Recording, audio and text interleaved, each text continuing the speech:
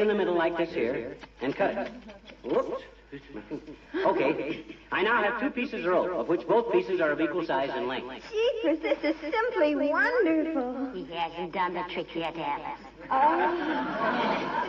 Now then, your attention, please, ladies and gentlemen. I will now proceed to restore the rope to one single undamaged piece. I take my magic wand. Hey, where's my wand? What's the stick under your arm? Oh, yes. I take my magic wand, wave it over the rope, abracadabra, presto, and I have here... My gosh, a bowl of goldfish. Where on earth did they come from? I'm doggone if I know. I must have been doing the wrong trick. Did you give me page 26, Alice? Oh, I thought you said 76. I'm sorry. Oh, forget it. In fact, I can use this trick in my act with a little patter like this. You see, folks, I always like to have a few goldfish around anyhow. Every 4 weeks, I walk through the woods trying to find a brook with goldfish in it. I belong to the Brook of the Month Club.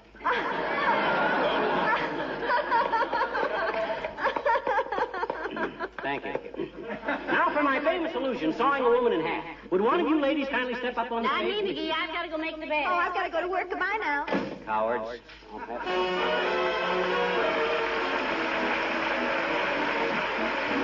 Billy Mills in the orchestra, and There Must Be a Way.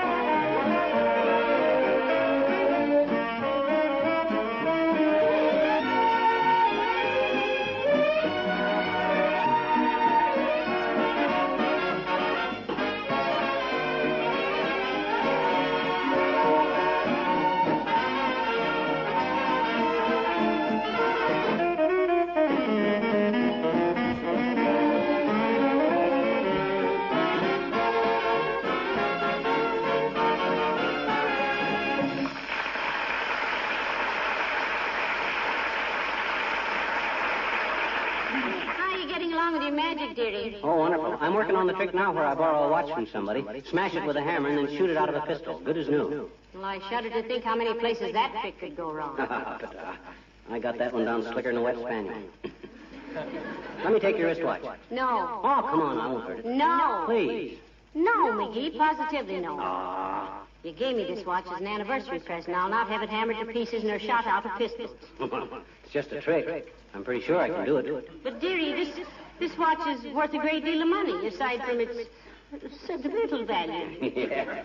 But the better the watch, the more impressive the trick is, see? Nobody cares if you bang up a dollar turner. But when you see a gold and diamond creation being battered to pieces... Oh, no, McGee, it wouldn't be right to... Who's that? Mrs. Carstairs. Oh, hot dog. She's got a wristwatch that's worth $3,000. Platinum and emeralds. Come in. Hello there, Mrs. Carstairs. Do come in. How do you do, my dear? Hi, Carstairs. I'm glad to see you. You're just in time to see some parlor magic that'll make your faded old eyes light up like a burning barn. You got your wristwatch on? Now, McGee, for goodness sakes, don't... Why did you ask, Mr. McGee? I wanted to show you a trick, Kirsty. Come on, let me take it. Very well, but please handle it carefully. It's extremely valuable. If this doesn't work, McGee, you better reload that pistol fast. You're going to have to shoot your way out of here. May I ask what this is all about? I'm studying magic, Kirsty. I'm going to smash this watch with a hammer, vanish the pieces, then shoot it out of this pistol without a scratch onto it. And if it doesn't work? I haven't failed yet. How many times have you done it? Well, this will be the first time. Well, here we go, laughing and scratching, girls.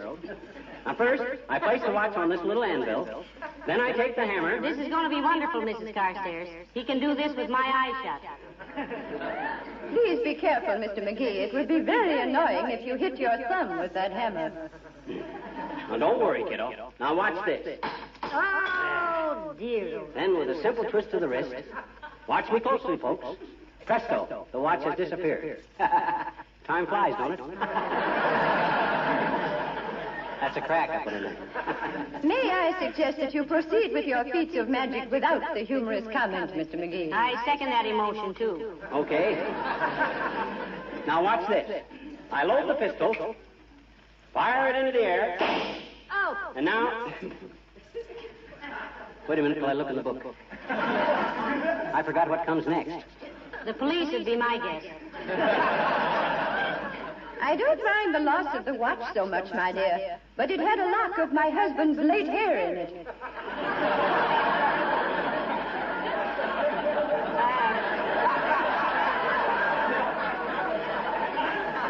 Mrs. Carstairs, you mean your late husband's hair, don't you? No, he's still here, but his hair is gone.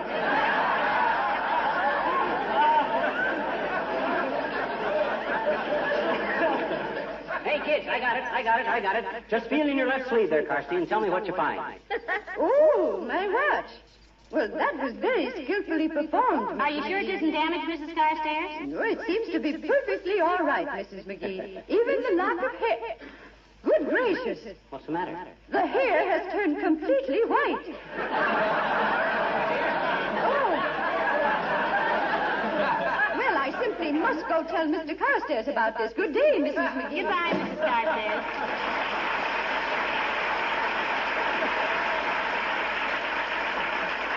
My goodness, you certainly had me nervous there for a minute, McGee. That handful of platinum and emeralds is no dime store trinket, you know. Ah, it is to old man Carstairs.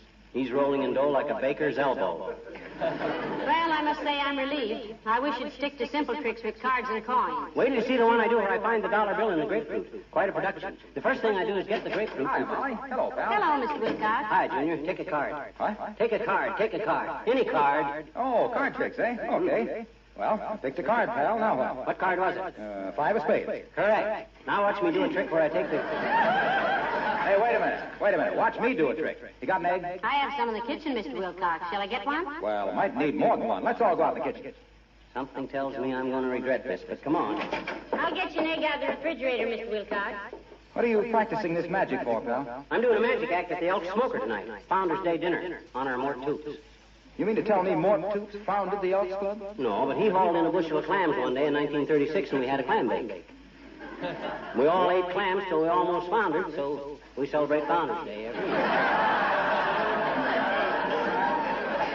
Now, here's the egg, Mr. Wilcox. Thanks. Who's got a quarter? Here. Okay, now then. I take the egg in my left hand, and with a slight movement of... Ah, dear, and that was my last egg, too. You're about as graceful as a moose on snowshoes, Junior. Gee, I'm sorry, Molly. Give me a damp cloth and I'll wipe it right out. Here, may I use this cloth? Sure, go ahead. I'm surprised to see you can really kneel down like that, Junior. You got such a crease in them pants, I thought they were made of aluminum tweed. Ah, there we are. Now, let's see the trick, Junior. All right, come on back in the living room. Well, go ahead, Mr. Wilcox. Hey? Go ahead. You're going to show us some magic. I did. You did? Why, sure. Wasn't it magical the way that egg came off that Johnson glow-coated linoleum? That's just an example of how easily spots, stains, and smudges are removed when you use Johnson's self-polishing glow coat on your linoleum. Isn't my kitchen magic as good as your parlor magic? You mean you wasted our last egg just for that? Yes.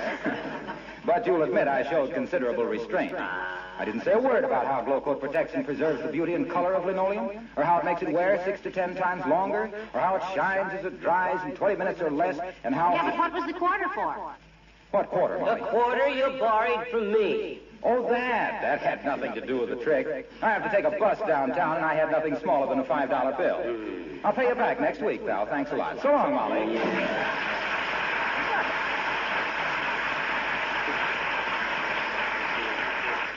You know something, McGee? What? I'll bet he dropped that egg on purpose. No. You think he did? He wouldn't do a thing like that. Now, let me see. What on earth are those chains for? That's part of my act. I padlock myself into them and escape. Later on, I'm going to develop the act so I can be chained up, handcuffed, nailed into a packing box, and dropped into the river. What?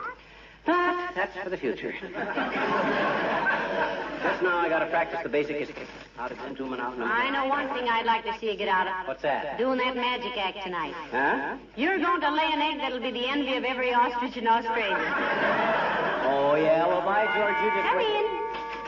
Oh, hello, Dr. Gamble. Hello, Molly. Afternoon, prune face. Hi, fever chart. Coming to the Elk Smoker tonight? I am indeed, if conditions permit. You know I was putting on a magic act down there tonight, didn't you? Yes, Mandrake. I heard how you bowled your way onto the bill, and as an amateur magician myself, I'd like to know what tricks you're going to present. The miser's dream, guillotine, the disappearing birdcage, the levitation of Princess Mahula. Heavenly days, I never heard of any of those. Me either. Naturally, they are the classics of illusion. Mahula? Yeah. And I wouldn't expect a tent show Thurston like you to know anything more involved than pulling a bunch of paper flowers out from under your vest. You're using those chains for an escape trick? Yep. Well, you better be sure whoever puts them on knows what he's doing. That's a very good thought, Doctor. I'd hate to go through the rest of my married life with a non-skid husband. Ah, Panucci, I've studied this trick and I know what I'm doing. There's nobody in the world that could tie me up in these chains so I couldn't escape in 2 minutes. Would you care to risk a small wager on that dreamboat? You're doggone right I would, wise guy. Put your money where your mouth is. And make it easy on yourself. $2. 2 bits it is. Now, $2. Okay, $2. just a minute, McGee. Hadn't you better be sure? Sure, I'm sure all right.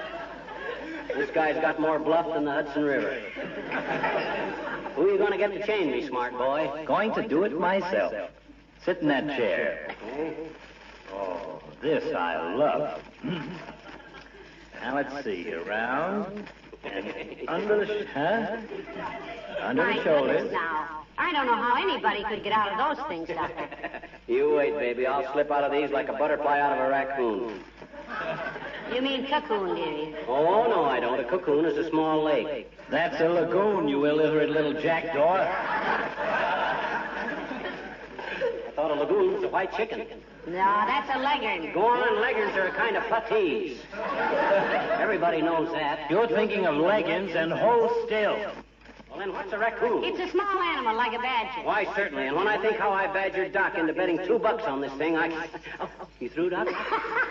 Yes, I'm through. And so are you for the afternoon. Can you get loose, dearie? Can I get loose, she says. She said that. You watch this. Oh. Well, I've got to be running along, Molly. I'll leave a few aspirin tablets for him. He'll have quite a headache in an hour or so. Hey, wait a minute, Doc. I want you to see me win that bet. Well, just call me up when you get free, Merlin. I'll be at my office till 7:30. Good day, Molly. Bye, Doctor. Now, listen, he isn't in any danger, is he? Only of losing $2, my dear. Goodbye now.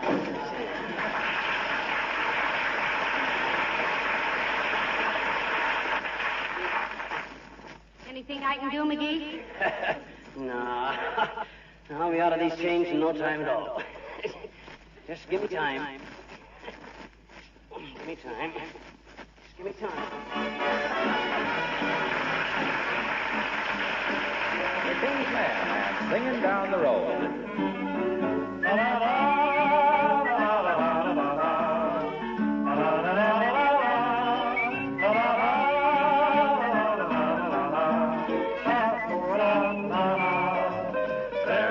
Like the morning feeling fresh as the dew when you're going where there's taters to behold. The cows are in the meadow and they give me the moo as I go singing down the road. My little dog is tagging right along at my heels. He's so happy that he's hopping like a toad. His little tail is wagging 'cause he knows how I feel as I go singing down the road. The sun is grand, my face is tan, I'm so carefree and gay. And as I hike, I feel just like a school kid for a day. And when the day is over, there's a girl I'm to meet. You see, but that's another episode. My heart and I are stacking up, my dreams kind of neat as I go singing down the road. La, la, la, la, la, la, la, la, la, la, la, la, la, la, la, la.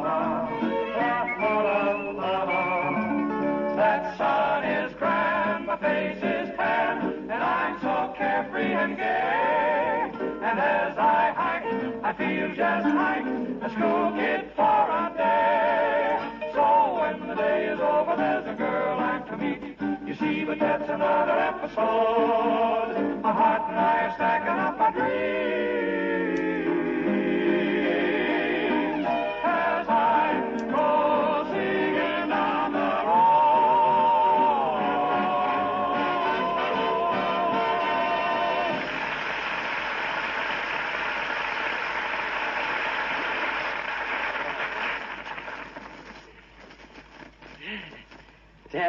Dead rat. Hey, Molly, I give up. I can't get out of these chains. Call Doc. I've been calling him every 15 minutes for the last 2 hours, dearie. There's no answer. I sure talked myself into this, didn't I? Well, what was the trick? How are you supposed to get out of it? Oh, I had a little key in my mouth. All I had to do was twist around so as I could drop the key in my hand, and boom, out. Well, I dropped the key in my hand, okay, but it don't fit the padlock. That dratted magic store must have sold me the wrong lock or something. Oh, God. dear, you know this could be serious, McGee. I'll ask Beulah if she has any little keys that might fit it. No, that's too embarrassing. Oh, Beulah! No. Beulah! Somebody bawl for Beulah?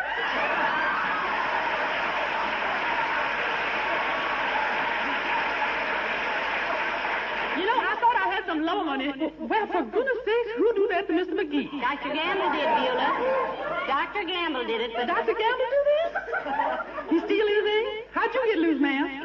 For goodness sake, he might have killed us all. I never figured him for a man who would do it. Oh. I told him to do it, Beulah. Yeah, so you told him to? yes, Beulah, you see, it was a trick. That's a dirty one if you ask me. No, look, Beulah, I'm studying magic, see, and this is part of my act. Oh, you study magic. Huh? I never see anybody so wrapped up in this study. Ain't them chains awful heavy? Why don't you take them off? Well, he can't get them off, Beulah. Ever? Look, Beulah, can you find me a little key someplace around that'll fit this padlock? Try one of those keys to the padlock on his golf bag, Beulah. I ain't loaned them to Mr. Toots, ma'am. Oh, my gosh. Well, find something. Do something. These dead-ratted things must weigh 90 pounds. I think maybe we better... I'll get it, ma'am. McGee Residence. Who? Miss McGee? Well, Rob. I'm sorry, he's tied up right now. Yes, sir. Who called, please? Post National Bank? Yes, I'll tell you to call Mr. National. Goodbye. Gee whiz, I got to get out of these things in time to put on my act at the Elks Club tonight. They start smoking at 8 o'clock. Well, let's see if we can't find something to pick that lock with. Keep your chain up, McGee. Come on, Beulah. Okay, ma'am. This here is the first time in my life I regret knowing only respectable people. Your boyfriend with a set of burger tools come in mighty handy right now. Doggone it, I wish you two would get going. You stand there gabbing with me, sitting here bound up like 10 years of the National Geographic. Bound up like 10 years in the National Geographic.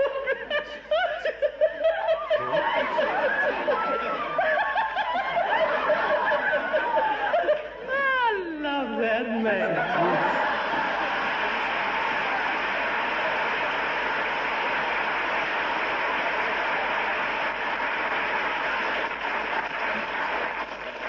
I'll bet a cookie Doc Gamble done this deliberate.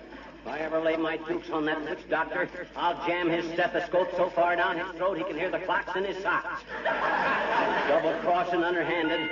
Come in and bring a hacksaw. Hi, mister. Oh, my gosh. Here I sit hoping for a Pinkerton Dick or a Northwest Mounted Cop or the Man Called X, and what do I get? You. Oh, boy, are you ever tied up. He said I'd probably find you squirming around like a can of live bait. Who said that? Hmm? I said, who said that? Who said what? Who said I'd be squirming around like a can of live bait? Dr. Gamble, I bet you. Huh. He said he took your padlock and put his own on you. That dirty lowdown. He did he? Hmm? I says he did he? Did what? He substituted padlocks on me. No wonder my key wouldn't work. He gave me the right key, though, mister, you see. Here it is. Oh, thank goodness. Hand it here, sis. Come on, sis. Come on. Unlock me. No. What? No. Dr. Gamble said not to unlock you till 8:30. Oh, he did he? Well, What time is it now? 1:30. 1:30 what? I don't know. There's only one hand on my Mickey Mouse witch watch.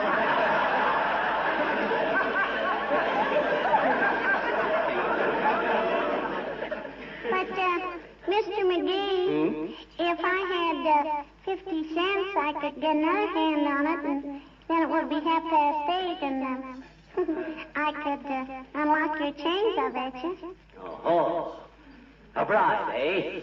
All right, I'll do it. But I can't give you 50 cents till you unloose me. Okay. There.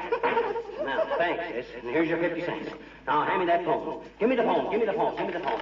Hello, hello, hello. Operator, give me the Elks Club on, huh? No, Mert. I got no time for that now. Give me the Elks. Hello, Elks Club. This is Fibber McGee speaking. I just wanted to tell you I'll be a little late, but... Huh? What? Doc Gamble has taken over the magic act. What? He's on now? Why, that snake in the grass. That lowlife. I'll come down there and tear him.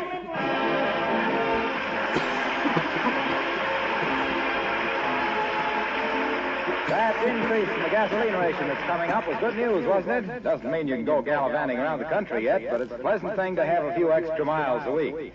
Why not celebrate by giving your car a beauty treatment with Johnson's Car New? Then you can really enjoy that extra driving, because it's more fun and more satisfaction to drive a car that shines and sparkles. Now, if cleaning and polishing a car were still a big chore, you might argue the point. But Car New knocks that argument into a cocktail. It is easy to give your car a showroom shine with Car New. This popular polish does two jobs at once, both cleans and polishes with one application. Car New is a liquid. You apply it with just enough rubbing to loosen the dirt and grime. It dries to a white powder, and when you wipe this powder off, you'll be surprised how beautiful the finish looks.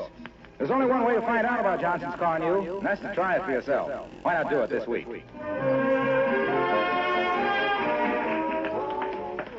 Oh, I had a little cat, and I named her Ben-Hur, 'cause I sold all her kittens for $1 per.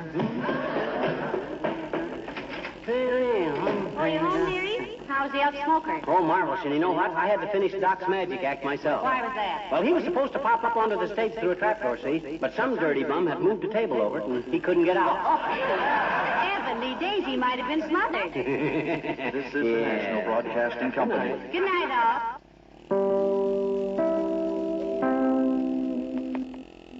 Next program with Fibber McGee and Molly.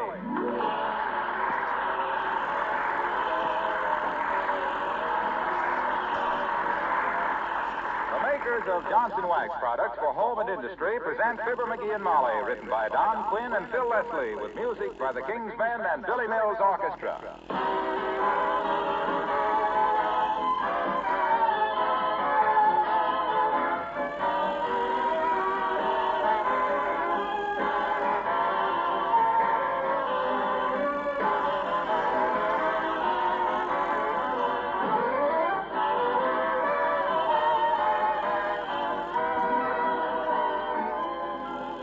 Do you know about Johnson's Cream Wax and what it will do for your light-colored furniture and woodwork and for your white refrigerator and kitchen things? Johnson's Cream Wax is quite different from either the paste or liquid wax. It's a creamy white liquid, easy to apply, takes a minimum of rubbing, and because it contains several cleaning ingredients, it does an amazing job of cleaning as it polishes. You'll have to use it yourself to appreciate how it makes fingerprints and smudges vanish like magic. But Johnson's Cream Wax does more than clean. It leaves a beautiful, lustrous wax polish that protects the surface against dirt and against wear. Cream Wax was developed especially for use on furniture and woodwork. Even if you already have the regular Johnson's Wax on your pantry shelf, we'd like to suggest that you buy a bottle of Johnson's Cream Wax and try it real soon.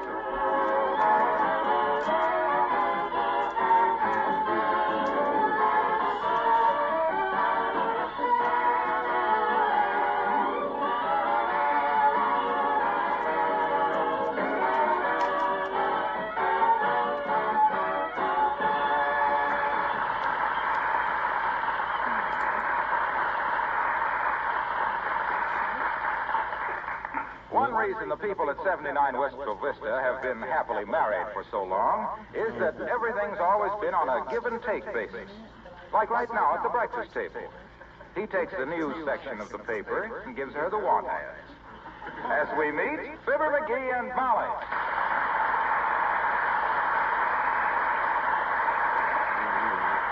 Anything interesting in the want ads, Molly? Nothing but this item here. It says wanted. Summer boarders in large country home by refined woman with glass-in veranda and air conditioning. She probably works for Ripley all winter. Hey, did old man Carstairs call me this morning? You mean the Mr. Carstairs? Yep. The one that's chairman of more boards than you'd need to build a fence around South Dakota? Yep. The millionaire, Mr. Carstairs? Yep. Mrs. Carstairs' husband? Sure. What on earth would he be calling you for? Oh. I and he have got a little deal on. Oh, tell Mommy all about it, dearie. No, I can't. I can't tell about it not till the deal is consummated. You know, I think it'd be a great thing for Carstairs if he tied up with a guy like me. You do? Somebody intelligent, dynamic, a go-getter. Somebody he could come to any hour of the day or afternoon and say, look, McGee, do you think we ought to amortize the common stock or reduce the fiscal debentures on the preferred? At par? And what would you say? I'd laugh in his face. Then I'd send him out to play golf, and as soon as he was gone, I'd grab a dictionary and see what the Sam Hill of debenture is. My, isn't big business fascinating, though? I can just see you in a big oak-paneled office in Wall Street, frowning at the ticker tape and wondering if you'd ever understand it. I'd have been a big man in communications today if I hadn't run into union trouble. Labor? Western. They said they couldn't use me without I had a bicycle. They said I could cover more ground with a bicycle, and then they looked at my feet and said, well, a little more anyway. And I says, oh, is that so? Hello, Mr. McGee. Hello, Mrs. McGee. Oh, hello, Alice. Will you have a cup of coffee? Oh, no, thank you. I'm going out to take a sun bath, and if I drink coffee, I get so wide awake the sun hurts my eyes. I heard you answering the phone a couple of times this morning, Alice. Any of them for me? Yes, but they had the wrong Mr. McGee. Oh. Couldn't have been for you because it was Mr. Carstairs' secretary calling, and he's a big millionaire.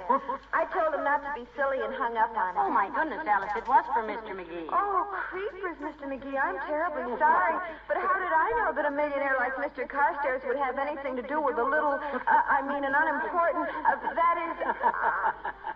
Forget it, kid. He'll call again. After all, when you've got a better mousetrap, every big cheese wants to get into it. Himself here has got a big deal on with Mr. Carstairs, haven't you, dearie? No, it's not so much this time, but it may be the beginning of a very profitable association. I'll have to admit Carstairs has got a talent for business. Oh, yes. They say everything he touches turns to gold. Betcha. He patted me on the head once when I was a little girl, and now look at me. I'm a blonde.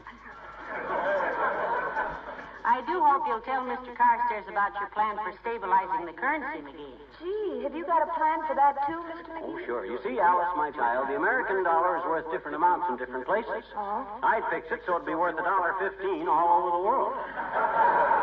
Sure. Sure, and the 15 cents would take care of taxes, leaving everybody a buck clear. Yeah, is that simple or is that simple? Oh, gee, that's a wonderful idea, Mr. Oh, I tell you, Alice, he's full of them. He had one to base our currency on lead instead of gold, too. Sure. Sure, then any time the country got in trouble, Washington would simply have to get the lead out.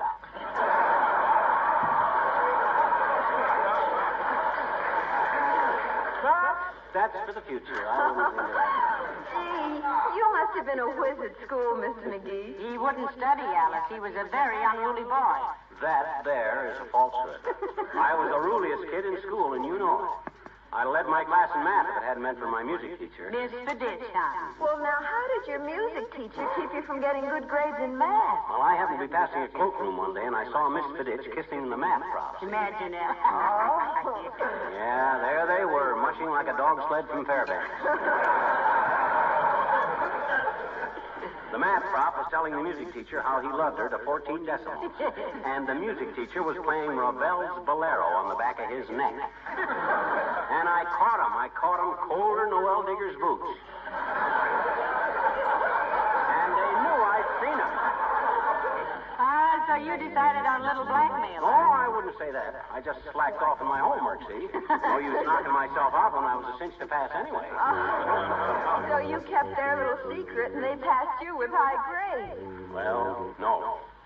2 days before graduation, they told me they'd been married for 3 years and slapped me with a D-. Which goes to show you, Alice, it isn't the math that gets you. It's the aftermath.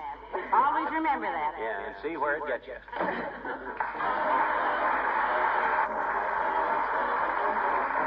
Billy Mills for the orchestra, and good, good, good.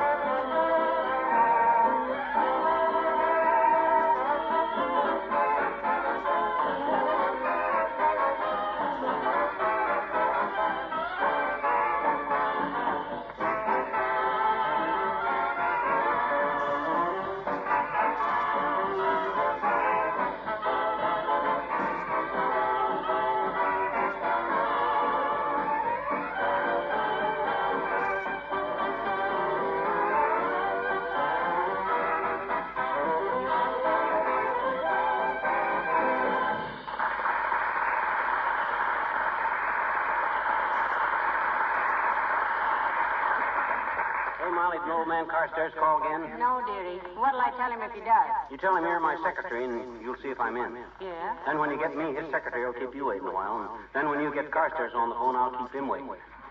That's the way us big businessmen impress each other with how busy we are, see? And nobody wins but the telephone company. Yeah, well, with a big deal like I and Carstairs have got on, you can't rush to the phone like a couple of schoolgirls fixing up a taffy pole. You got to get some dignity into the thing, so... Oh, there's Carstairs. Now grab the phone and make me hard to get, baby. I'll tell him you had to fly to England for a conference with Churchill, Yeah. but you'll be back in 15 or 20 minutes, huh? Tell him anything. Just make me important, that's all. He's going to... Oh, my goodness, I don't know what to say, McGee. Oh, I got it. Here, give me the phone. I'll give him a busy signal. Biz. That did it. His secretary hung up like she'd been bit by a mongander. By a what? Mongander, that's a male mongoose. It's a very painful bite. I had one once that bit it. That's probably the phone company wanting to know who's playing horse with their busy signal. That's maybe Carstairs himself. Hand me the financial section of the paper. Thanks. Come in. U.S. Steel closed at 4 p.m. Not much activity with conducting. Hello there, Mrs. Carstairs. Do come in. How do you do, my dear? Oh, good day, Mrs. Carstairs. Excuse my absent-mindedness. Just running over a few stock market quotations. Really? Are you a bear or a bull, Mr. McGee? He's an elf, Mrs. Carstairs. I just dabble a bit in the market, Carsty. A few thousand shares here, a few thousand shares there. I buy in at the peak and wait for a drop. Silly, of course, but I find it rather amusing. Do you have a seat on the exchange, Mr. McGee? No, but those blue serge pants he's wearing are about due for an exchange on the seat. I'm afraid my wife is not very familiar with financial expressions, Carsty. She thinks the corn exchange is a club for radio comedians. So do I. Well, how is Mr. Carstairs these days? Mr. Carstairs is quite well, my dear, thank you. He has learned how to relax, you know, with his hobby. Oh, what is this hobby, Mrs. Carstairs? Collecting Collecting what? money. Well, yes, I can see how that might be quite fascinating. Tell me, Mrs. Carstairs, are you going out of town for the summer? Oh, yes, my dear. I usually try to spend a few months away from the bustle and turmoil. You may get away from your turmoil, Carsty, but... McGee?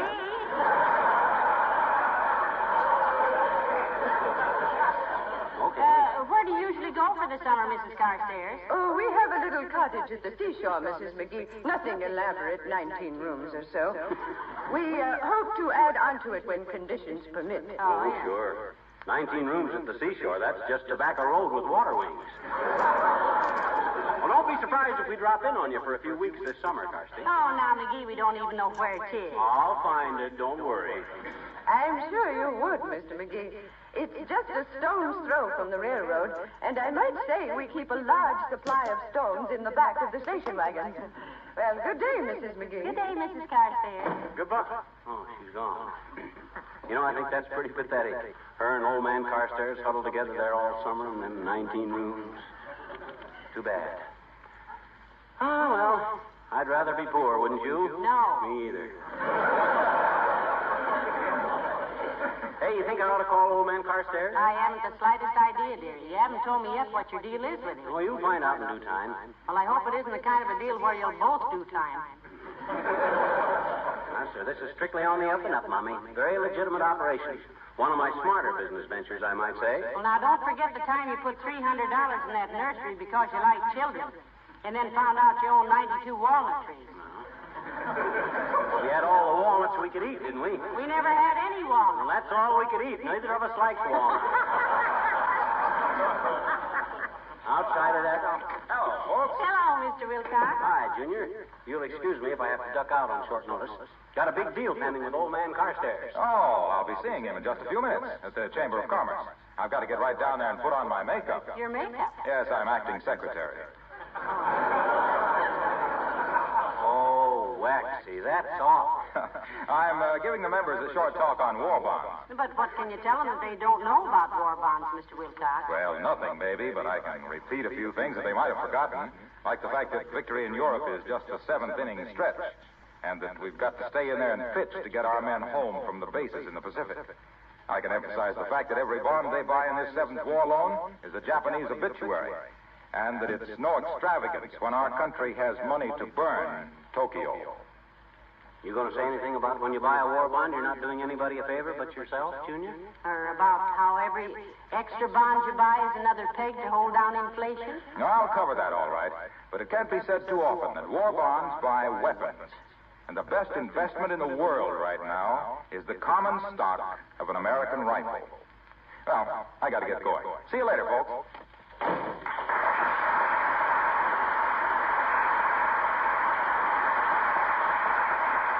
Maybe I should have went with him and seen old Carstairs down at the Chamber of Commerce. That would be against your policy of playing hard to get, wouldn't it? Isn't it good business to make the small man come to see the big man? Yeah, you're right, Molly. After all, he don't know how much money we got. For all he knows, we might be multimillionaires, just like simple living. Sure. Yeah. We gave up our private yacht because the smell of brass polish makes you sneeze. Because, hey, wait a minute. Does Johnson make a brass polish? Oh, my goodness, I don't know. Well, take it easy till we find out. We're liable to wisecrack ourselves right into the cornflake business.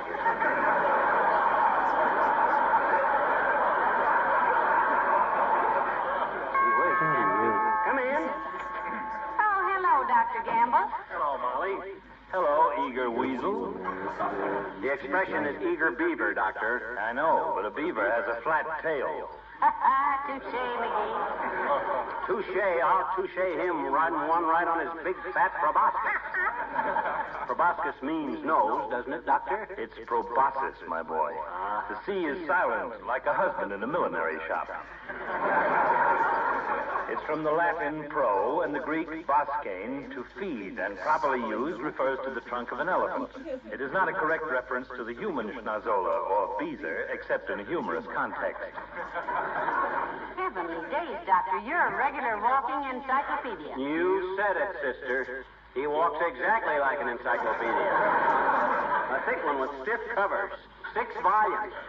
You hurt me, my dear fellow. Oh? If I am slightly muscle-bound, it's because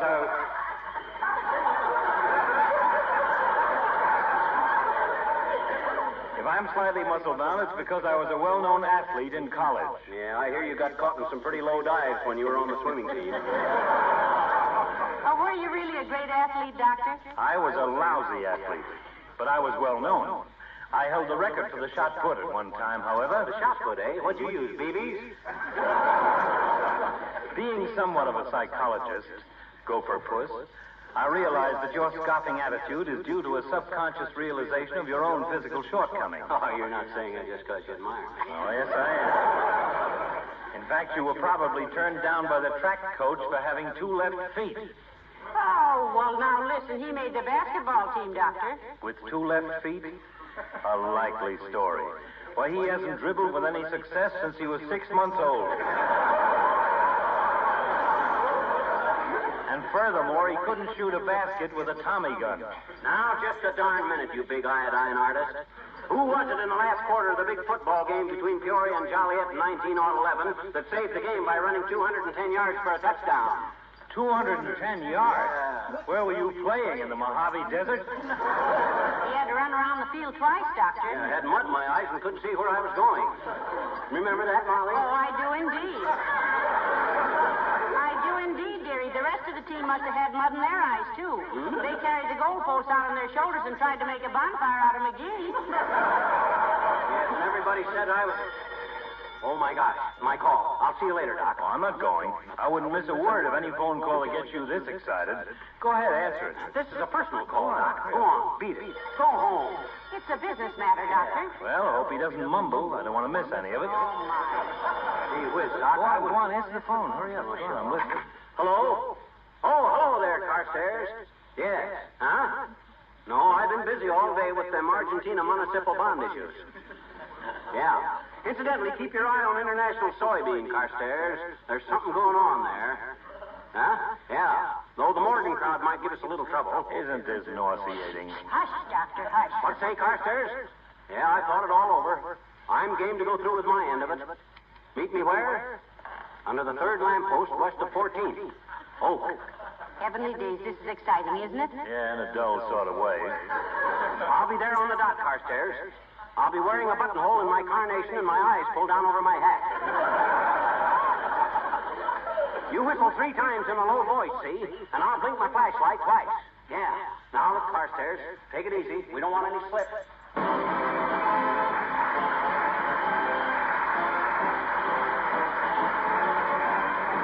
The King's Men sing Buy a Bond. Buy, buy, buy, buy a bond. And by, the bond you buy will bring you victory. Buy, buy, buy, buy a bond. And you'll be standing by the victory arch when Johnny comes marching home again. For you should need no request. For after all, you know that you're investing in the best. Till the lads come back again, back the old attack again. And buy, buy, bonds. This is no time to say you've done enough. This is a time to really do your stuff. Even if you can't be a soldier in the ranks, you can be the guy to help to supply the guns and planes and tanks. This is the time for you to do your best. This is no time for you to take a rest. We got the enemy reeling and his morale is low. So now is the time to fall into line and deal the final blow. Buy, buy, buy, buy a bond. And by, the bond you buy will bring you victory. So buy, buy, buy, buy a bond. And you'll be standing by the victory arch when Johnny comes marching home again. You should need no request. For after all, you know that you're investing in the best. Till the lads come back, back the final attack. Bye, bye, bye, bye, bye.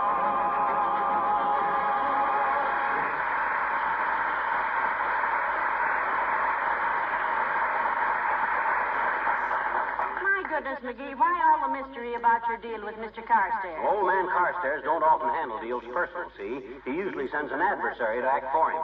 You mean he sends an emissary? Why do I? An emissary is where soldiers buy chocolate bars and stuff at an army camp. That's a commissary. I thought a commissary was a camel with 2 humps. You're thinking of a dromedary. Go on, dromedaries are dates. I've eaten tons of them. It's just a brand of dates. Well, then what's an adversary? An enemy. That's ridiculous. Why should Carstairs send an enemy to see me? I didn't say that, sweetheart. You said it. Well, I better be careful, that's all. I'm liable to blow this whole thing higher than a kite. Well, I gotta be off any minute now. How do I look? All right, but you should have a hanky peeking out of your breast pocket. It'll look dressier. Where is they one? The laundry's just back. Beulah'll give you one. Oh, Beulah! Beulah! Somebody borrow for Beulah?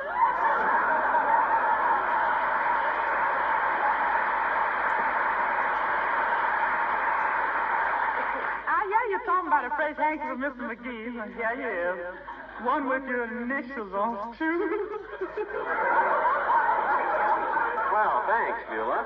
What's so funny about a handkerchief with his initials on it, Beulah? Oh, excuse me, ma'am, but I hardly like to say. Oh, come on, Beulah. What's the joke? I think these initials are pretty handsome. A little on the big side, but nice. Well, sir, you see... When the laundry man handed me that hanky, he looked at the initials, FM, and he said... Well, Beulah, what did he say? He said, give this to the little field mouse. That's what I said. Yeah, well, I don't think that's very funny. Just for that crack, I got a good notion to change laundries. You better not. You'll be biting off your pillowcases despite your shirt. Well, the other laundries ain't take no new clients. Just laugh it off, McGee. And you better be going if you're meeting Mr. Carstairs. My goodness, Miss McGee, you got a date to meet Mr. Carstairs? You sure is traveling in rich company. Oh, his dough don't impress me any, Beulah. Money ain't everything. What ain't it? I think character's more important than money, Beulah. Maybe, ma'am, but with a little cold cash, I could be an awful hot character. Now, don't tell anybody about me having to deal with Carstairs, Beulah. It's little things like that that affect the whole financial structure. No, I do. Well, I lost everything in the crash in 1929. What kind of stocks did you have, Beulah? Lyle, man, with cotton top size 9. She said stocks, Beulah, not socks. Oh, well. Well, I was mostly in electric utilities. Utilities, Beulah. Utility means hopeless. You said it, ma'am. Well, anyway, now, not a word about this to anybody, Beulah. This is strictly hush-hush. If Wall Street knew I was operating with Carstairs, the English pound would drop to 3 ounces. You can't drop to 3 ounces because it's 6. Oh, look at here.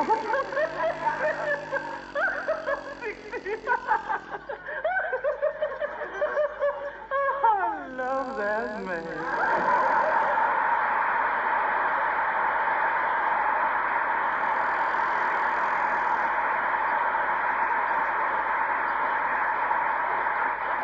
Well, here I go, laughing and scratching. Good luck with your deal, dearie. This one can't miss, Tootsie. I know what I'm doing this time. I'll tell you all about it when I get back. Wait a minute, you didn't kiss me goodbye. Huh? Oh, goodbye. Oh, had a little moth, and his name was Ernie. Flew through a flame, and Ernie Bernie. Now, let me see. Third lamppost, he says. 1, 2. This is it.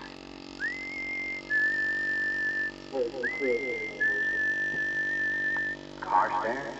Yes, that's you, McGee. Didn't know you in that turtleneck sweater. Thought you were a turtle. You sure you weren't followed, Carstairs? Nobody could follow me, McGee. Swung through the branches of the trees for 3 blocks. Smart tactics, Carstairs. That's the kind of thinking I like to find in men I work with. You bring that thing? Yeah. You, have the money? Right here. $75.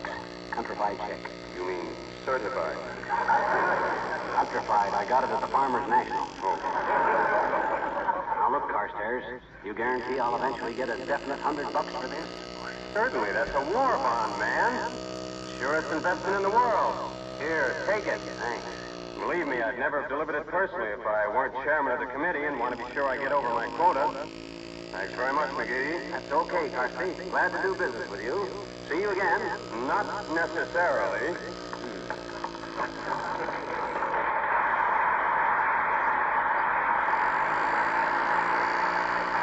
What a deal.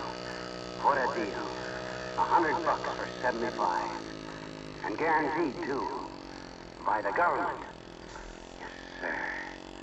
Smartest investment I ever made. How about you, folks?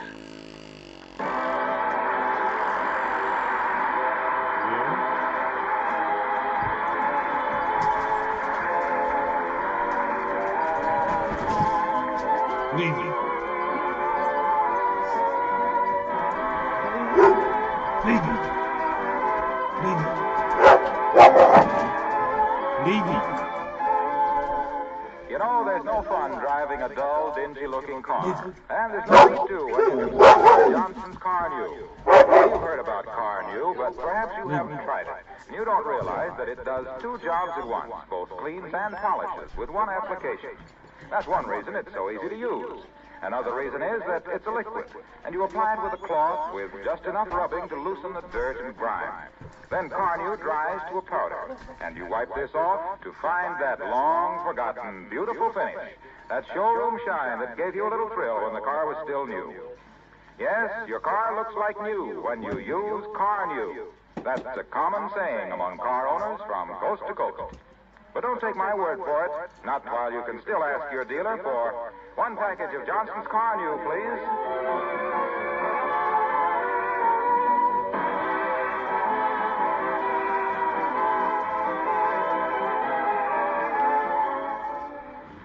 Ladies and gentlemen, may I introduce Mr. Charles Buckmeyer, aide to the National Commander of the Catholic War Veterans. Mr. Buckmeyer. Thank you, Mr. Wilcox. Ladies and gentlemen, by the power vested in me by the National Commander, McCaffrey, and as past Commander of the Los Angeles Post, I am happy to present the annual National Commander's citation to Fibber McGee and Molly. The citation reads, "To the beloved Fibber McGee and Molly of America's millions, in recognition of their successful efforts to lighten the burdens of American people in a time of great ordeal through understanding and clean comedy, and in acknowledgement of their accomplishment in portraying the American home through gentle humor in true dignity as a great source of our national strength."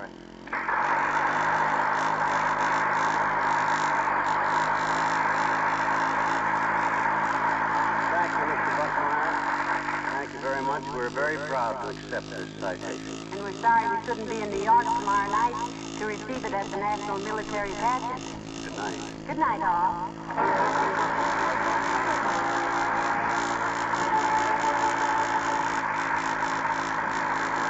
This is Harlow Wilcox, speaking for the makers of Johnson Wax Finishes for Home and Industry, inviting you all to be with us again next Tuesday night. Good night.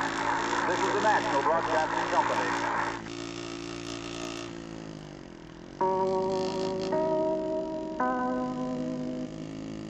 Johnson Wax Program with Fibber McGee and Molly.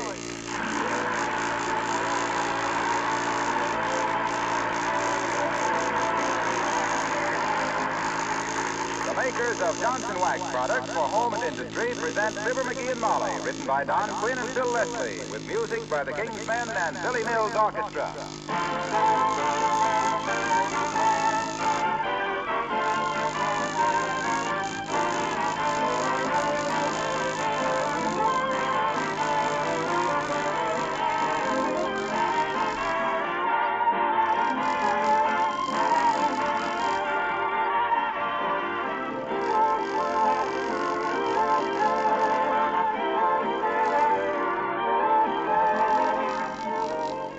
If a man is judged by the company he keeps, so is he judged a little bit by the looks of the car he drives, which is as good a reason as I know for giving your car an occasional beauty treatment with Johnson's Car New. Cleaning and polishing is not a back-breaking job anymore because Car New does both of these jobs with one application. Car New does a remarkable job of cleaning without injuring the finish. It leaves a satin-smooth, mirror-like polish that's easier to keep clean. In case you don't already know, Car New is a liquid. You apply it with a soft cloth, rubbing just hard enough to loosen the dirt and grime. It dries to a white powder. And when you wipe off this powder, you'll see the finish of your car as it was when your car was new. All of which you can quickly prove to yourself by asking your dealer for Johnson's Car New, spelled C-A-R-N-U.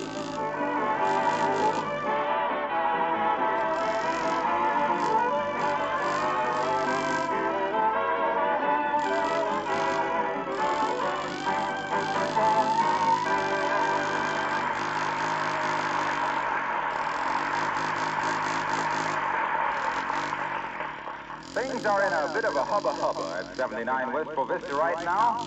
But gee whiz, if a wealthy friend of yours offered you a chance to spend the summer in a classy spot like the exclusive North Shore of Lake Dugan, I'll bet you'd be busting your buttons, too.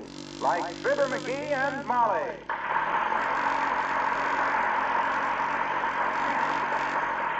My goodness, McGee, imagine us spending the summer at Lake Dugan and on the North Shore. Now, wait till I get hobnobbing with those big bankers. I'll put on the dog till they have to chain me up at night. I think it was pretty wonderful of Mrs. Carstairs to loan us her houseboat for the summer. Incidentally, do you know how to run a big boat? Well, Natch. Suppose, for instance, you want to sail south-southeast. Yes. You just turn the nose of the boat till the hand on the compass points to south-southeast, you see? Yes. Then you take a thumbtack, spin the hand of the compass right there, and keep her there. Well, thank goodness I'll be with somebody who knows what he's doing. You betcha. I don't even know which side of the boat is port and which is muscatel. Well, I'll show you all about it when we get aboard, kiddo. Hey, did that tailor call? What tailor? Guy's coming over to measure me up for a yachting costume. I'm going to get some white flannel pants and a blue coat with brass buttons and a peaked cap with anchors on it and a parsley scarf around my toes. What kind of a scarf? Parsley, you know, one of them fancy patterns. That's paisley. Good, I don't like parsley anyway. Always flies across the table when I cut my steak. Steak. Oh, come, dearie, let's not live in the past. Now, let me see. I've got to sort out my clothes and see what I've got that's suitable for a houseboat cruise. You'll see now, I've got a... Hello, Mrs. McGee. Hello, Mrs. McGee. Jeepers, Beulah just told me you were going to spend the summer on Carstairs' houseboat. Isn't that super? Yes, you must come out someday and let us take you for a little cruise, Alice. Yes, child, pray do. Just wave your handkerchief from the dock and I'll roll a show for you in the derrick. It isn't a derrick, dearie. It's a dory. Oh, I just love boats. I'd give everything I have to take a long boat ride. In fact, on my last one, it was so rough, I did. I'm a pretty good sailor myself, Alice. Had me a catboat on the Illinois River once, but it blew ashore in a cyclone. Yeah, the police called up and said it was up in a tree by the public library. Remember, McGee? Yeah? They said, excuse us for mentioning it, Mr. McGee, but your sloop is showing. Well, how big is the Carstairs boat? Well, we haven't seen it yet, Alice, but you know the Carstairs is. When they go first class. I imagine it'll sleep about 20, eat about 30, and drink about 50. Well, you've got to be very careful about exposure, you know. You can get terribly blistered on a boat. Oh, we never get blistered, Alice. We stick to lemonade and root beer. She means sunburn, Molly. Oh, yeah. I'll take along some of that sunburn ointment I invented years ago when I studied chemistry. Jeepers, did you invent a sunburn ointment, Mr. McGee? Indeed he did, and it was marvelous, too. It'd be sold in every drugstore today, Alice, if himself here had ever found a backer for it. I did find one guy that wanted to promote it, old George Dissip. Wanted to put $40,000 into it. Wow, why didn't you let him do it? No name on the product, Alice, and McGee wouldn't stand for that. Say not. Imagine trying to sell anything named Disappointment. Maybe one of these days old man Carstairs will put some dough in it. Make us both a fortune. But that's for the future. Right now, I gotta... Oh, I wonder who that is. Come in. Mr. McGee here. Oh, hi, Harvey. Come on in.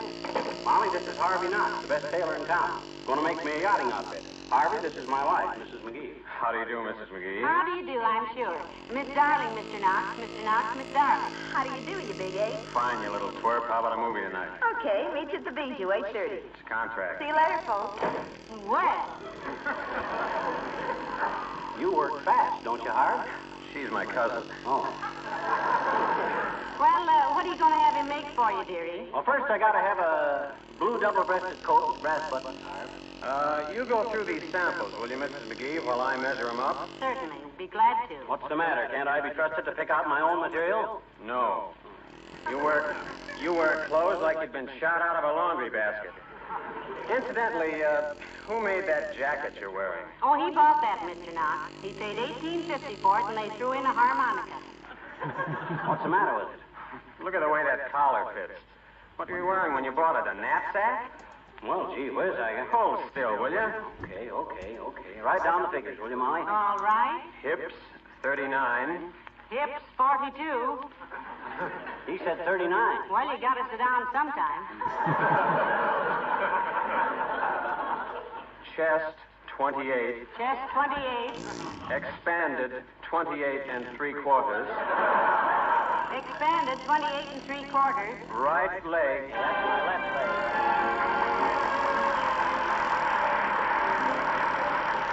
Billy Mills and the orchestra play Love.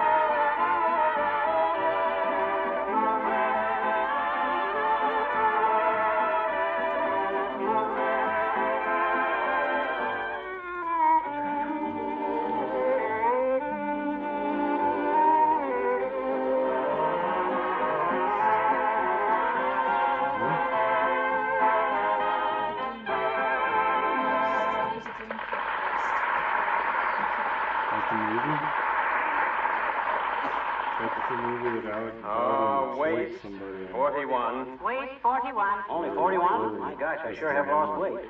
You didn't lose it. You just mislaid it. It's right behind you. Left sleeve, 34. Left sleeve 34. Right, 32. Right 32. My goodness, dear, your right arm is 2 inches shorter than your left. It's always been like that. Causes me a lot of embarrassment in restaurants, too. I never can reach the check. Shoulders, 16. Which one? Both. Okay, McGee. I'll make this up and you can have a fitting the end of the week. The code will be $60. Fine, that'll be the... What? Why, you big purse snatcher, where do you get off charging that kind of dough for a yard and a half of this moth-eaten burlap? Now, McGee. You haven't got a tailor in your whole sweatshop that could thread a rope through a sewer pipe. Wait till the OPA hears about this, you hijacker. They'll lower your ceiling so you have to lie on your stomach to answer the phone. My gosh, even Schaffner and Marx have a heart.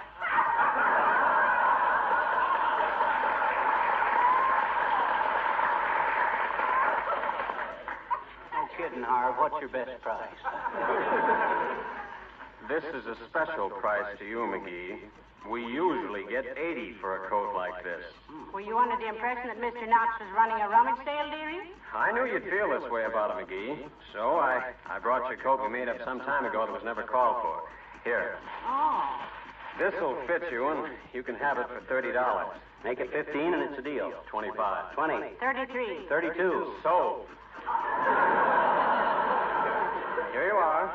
Say, this is a pretty good-looking hunk of stuff, kid. Mm-hmm. How much obliged, Harv? You'll get all my trade from now on. Threats will get you nowhere, McGee. Well, nice to meet you, Miss McGee. Good day. Well, so long, Harv. Hey, why didn't the customer ever call for this coat? He fell off a houseboat and was drowned. Oh. Well, that's some mighty pretty piece of flannel there, McGee. Yeah. Fits me like a glove, too. Yeah. Wish it fitted me more like a coat. I'll still look pretty snappy lounging around the dock with all them rich millionaires. Yes, you will. Maybe when Mrs. Carstairs offered us this houseboat of hers, she was just trying to get us into the high handshake crowd, huh? Yeah, well, we can handle it. Anything you don't quite understand about society etiquette, you can ask me, Mommy. I know the answers. Yeah. I remember the time we went to that Flossie dinner party and you choked on the liqueur. I don't remember that. You said, what is this stuff? And the host said, Napoleon brandy. And you said, no wonder he kept his hand inside of his shirt. I got heartburn already. Come in. Oh, Dr. Gamble. Come in, Doctor. Hello, Molly. Good day, Ridge William. Ridge William. That's a high-grade hillbilly. Say, what's the brass button coat for, Perchpuss? You're joining the police force? That's a yachting coat, Doctor. We're spending the summer at Dugan's Lake. On the North Shore, if you please. Yeah. Mrs. Carstairs has offered us the loan of her houseboat for the season. Won't you be a trifle out of your element, Dumbo, mingling with the Dugan's Lake aristocracy? Oh, I don't know about that, Doctor. We're just as good as they are. Oh, I didn't mean you, my dear. You are a lady by instinct. I was referring to little Slumgullion here. He thinks a dinner jacket is the skin off a baked potato. Oh, I say, that's rather an amusing quip, old chap. You medical fellows are frightfully keen at that sort of thing. Oh, stop it, you little phony. You're about as authentic as a Japanese newscast. So when do you shove off on this seagoing hitchhike, Molly? This week, Doctor, and I'm really excited about it. I've always wanted to spend the summer on a boat and get a good coat of tan. I usually look like I'd spend July and August working as a subway guard.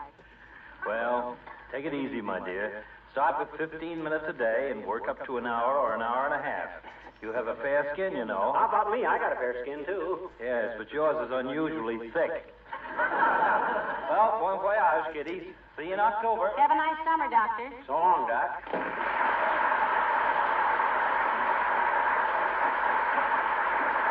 My. Isn't he a sweet old character? Yeah, I do hope he comes out and takes a little cruise with us.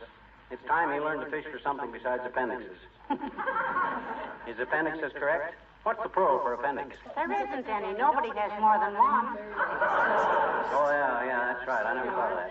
Well, anyway, Doctor. Who's that, McGee? Must be Wilcox. He telephoned and said he was bringing some girl over he wanted us to meet. Oh, I wonder who it could be. Come in. Hi, Junior. Hello, Mr. Wilcox. Hello, folks. I'd like to have you meet a friend of mine. Mr. and Mrs. McGee, this is Mr. Borga. Victor Borga.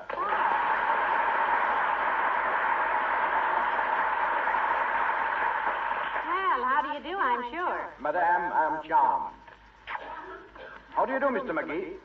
Hi, Bud. My goodness, that's the first time I ever had my hand kissed. Rather fun, isn't it? It's an old continental custom, Molly. Victor's from Denmark. Well, they got something with that hand-kissing stuff. Never get any lipstick on your collar that way.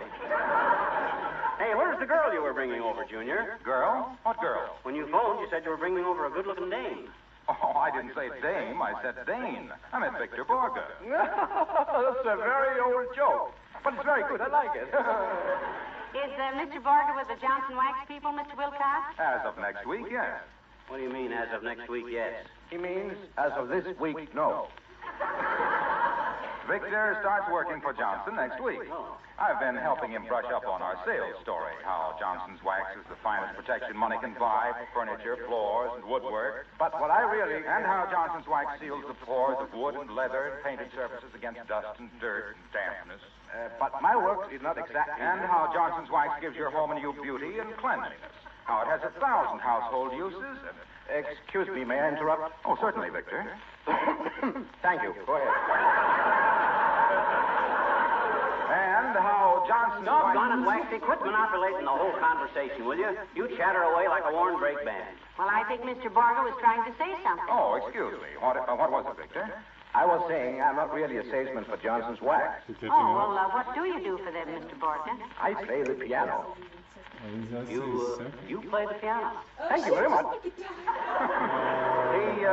He plays the piano on the radio for Johnson's Wax as of next Tuesday night. And aside from being a concert pianist, he is also a comedian. Oh, he is, eh? A comedian for Johnson's Wax, eh? Now, just a Won't you play something on the piano for us, Mr. Borga? I just love the piano. Of course. Perhaps the minuet in G? I like the Moonlight Sonata myself. The minuet in G is very lovely. How about Begin the Beguine, Victor? Splendid composition. But not like the minuet in G. I'll play the first number that was requested. The minuet in G. Well, who requested that? Whoever it was, I'll play it for him.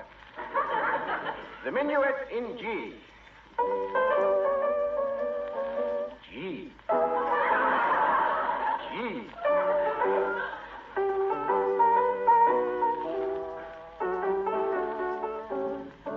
Gee whiz.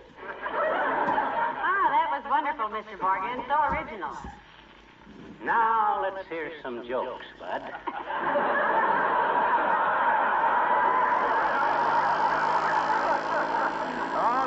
No, sir. No jokes. Not till next week. Come on, Victor. We've got to be going. Have a nice summer, folks. You too, Mr. Wilcox. And Mr. Borg, I hope everybody likes your summer broadcast, and I'm sure they will. Good luck to you. Thank you ever so much. And I hope everybody likes your summer vacation. Goodbye, Mr. McGee. Well, so long, Vic, and have fun.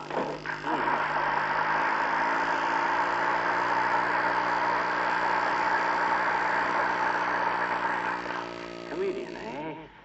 New comedian for Johnson's Wax, eh? Why on earth are you staring at the wall, McGee? Trying to see if there's any handwriting on it.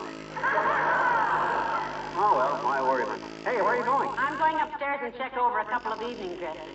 My goodness, if we're going to mix with that North Shore colony, I don't want to look like I told fortunes in vacant stores. You better start packing too, dearie. Okay, I will. Ah, there goes a good kid. A few weeks on a private yacht and she'll be a new woman. What am I saying? I don't want a new woman. I'm satisfied with the same. Come in. Hi, mister. Oh, hello there, Jeannie. Hey, what's the matter with you? You look like you just found a flat wheel on your roller skate. I'm sad, mister. Oh, cheer up, sis. Laugh and the world laughs with you. Weep and where are you going to get any Kleenex? Please, mister, I'm in no mood for gaiety. My heart is heavy with grief. I'm a very unhappy woman. No kidding. Mm-hmm. What's the worm in your apple, kid? My problem, Mr. Anthony, is this. Beulah told Mrs. Toops' cook, and she told our cook, and our cook told my mother, and my mother told me that you and Mrs. McGee are going away for the summer. Oh, I didn't know there'd been so much gossip about it, sis, but where there's smoke, there's 6 people waiting for the butt. It's perfectly true. We're spending the summer among the Gold Garter group at Dugan's Lake. Why should that give you such a hunk of sorrow? Well, gee, mister, I bet you if someone very close to you was going away for the whole summer, and you had scraped and saved, and you had $1 to buy them a going-away present, and you dropped the dollar down the sidewalk grading. Here. Control yourself. You know I can't stand to see a woman cry. I know it. Pretty darn sweet of you to think of saving up for a going-away present. Oh, $1 it was. Yeah. And I dropped it down the sidewalk grading, and if I don't get a present... Now. Cut it out, sis. Dry your eyes. You know I'm a pushover for sentiment. Why, I cry over greeting cards. Here's $1 for you. Oh? There. Now go buy your present and always think of me as old Bluebird for Happiness McGee. Oh, boy. Gee, thanks, mister. You're wonderful. Now I can buy that going-away present. 10 chocolate sodas. 10 chocolate sodas? Who for? For me, I'm going away for the summer. So long, mister. What the hell is chocolate soda? I still think that kid can make it.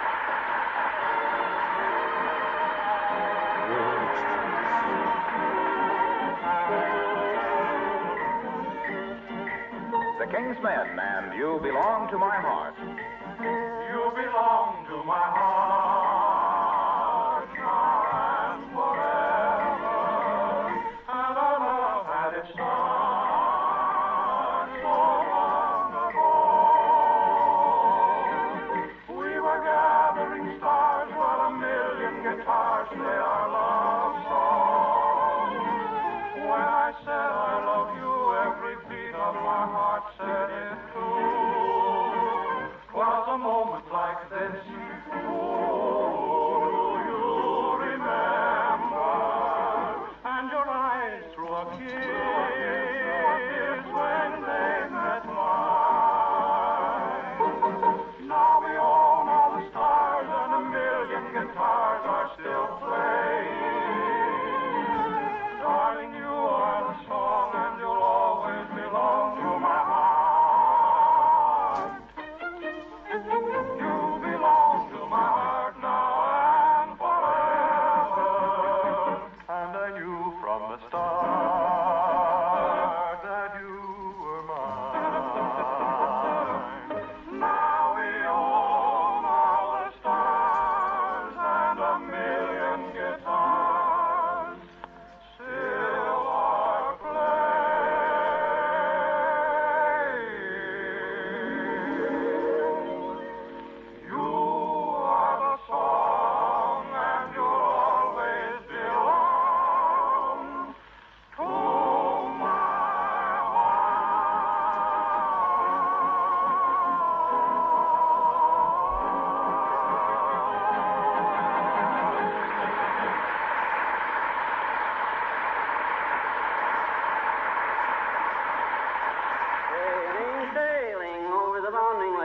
we catch a lot of fish, believe me, boy, that's Jake. Sailing, Hey, Molly. Yes, McGee? You see my jackknife anyplace? No, I haven't, dearie. What'd you want it for? I'll need it on the boat. Have to carve the daily report with it.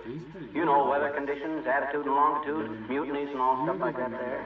Well, can't you use a pen or pencil? Why do you have to carve it? Well, just a tradition is all. Got to keep everything in the ship's log. Best way to write on logs is with a jackknife. I see. Well, maybe Beulah knows where it is. Oh, Beulah! Beulah! Somebody fall for Beulah?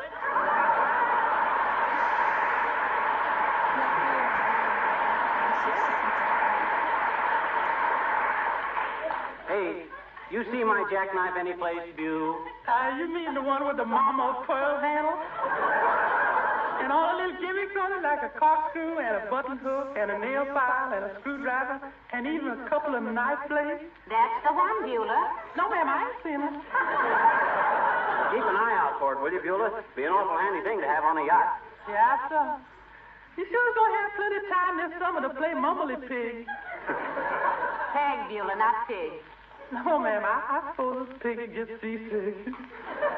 Me too. Oh, personally, I get internally uneasy at a fast-dripping faucet.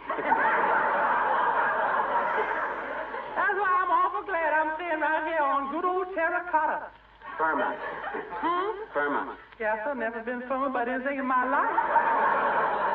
Well, I sure hope you're supposed to have a good time yachting around. Oh, I tell you, it's going to be wonderful, Beulah. We've rubbed elbows with millionaires before, but none of it has ever come off on us. Maybe this time it'll take, huh? No, that's right. Well, you know what to say, man. There's other things in the world besides money, but you can't get them without it.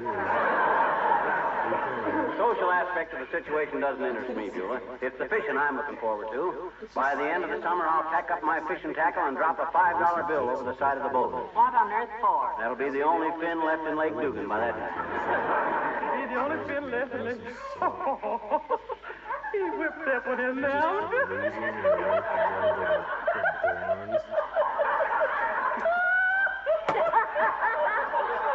I love that man.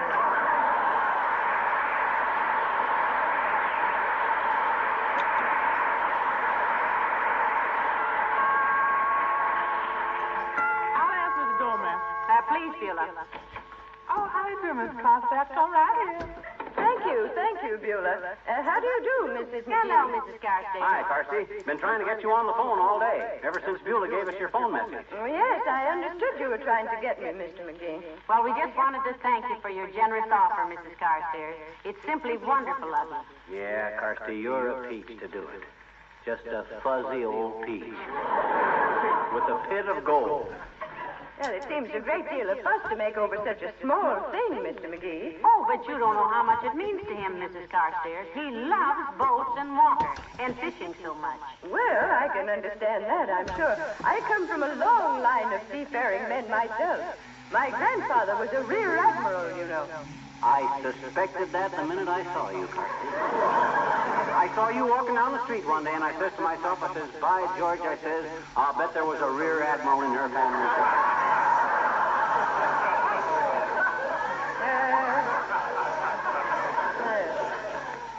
Thank you. Can I get you a cup of tea, Mrs. Carstairs? Oh, no, thank you, my dear. Oh, we'll even give you some sugar in it, Carsey, in appreciation of us using your boat. What boat, Mr. McGee? Why, your houseboat, Mrs. Carstairs. You know, the one you're letting us have the use of this summer. Houseboat? Oh, but there must be some mistake, my dear. I did... Beulah. Yes, Miss Costa? You took my message to Mr. and Mrs. McGee, did you not? Yes, I wrote all down, too. Only nobody could read it because the pencil was broke. Oh, my goodness, what's all this about? You mean you didn't offer us your houseboat for the summer, Carsey? Mr. McGee, I have no houseboat. I said we would be out of town and you would be perfectly free to use our boathouse this summer. Boathouse? That's what you said. Boathouse. Oh, Beulah, you fool. Oh, this is ridiculous.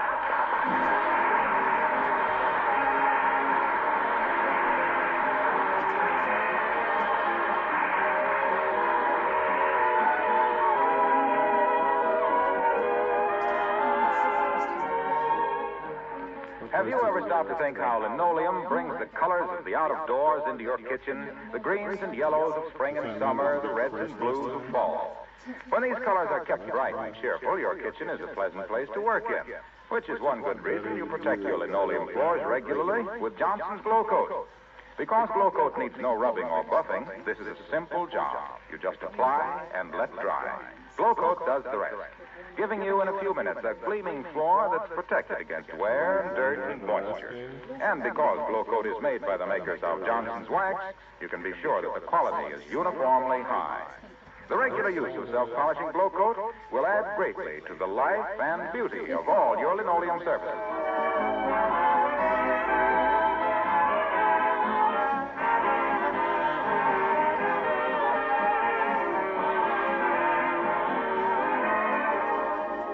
Ladies and gentlemen, for 11 years now, we've been thanking you annually for your wonderful loyalty and support of the Johnson Wax program, and we'd like to do it again.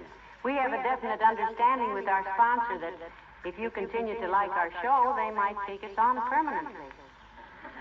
So, thanks for everything, and don't go away. Don't forget that next Tuesday at this same time, Johnson's Wax brings you that great pianist and entertainer, Victor Borger, in his own show. You'll love him. And we love you. Good night. Good night, all.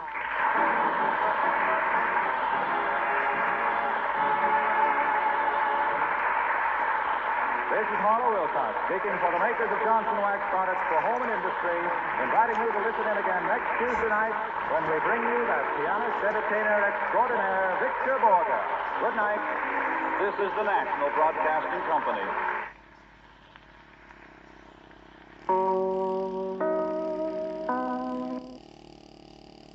The Johnson Wax program with Fibber McGee and Molly.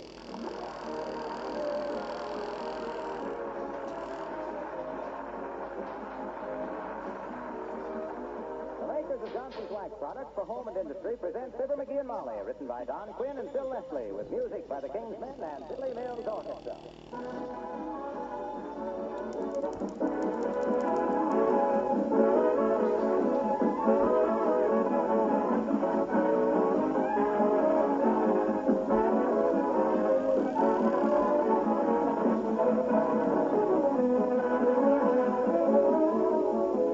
Coast to coast, there's one job that's getting the play right now, and I mean that easy job of cleaning and polishing a car with Johnson's Car New.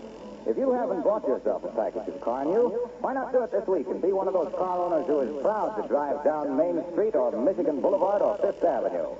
The truth is, it's so easy to clean and polish your car with Car New that you won't mind doing it yourself.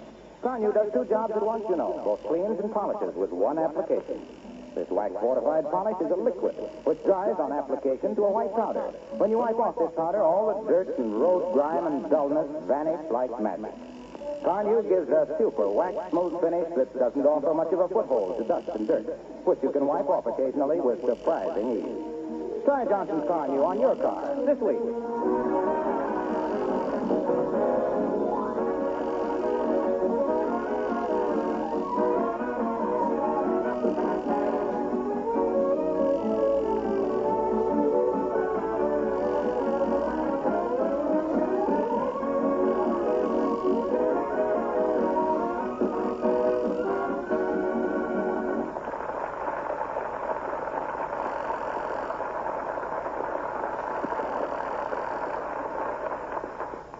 With a spectacular lack of regret, a large portion of our male population is getting back into civilian clothes. But always wanted to be different, the Squire of 79 Wistful Vista is busy getting into uniform. Just why he's making like a soldier, vintage 1918, remains to be seen as we join Fibber McGee and Molly.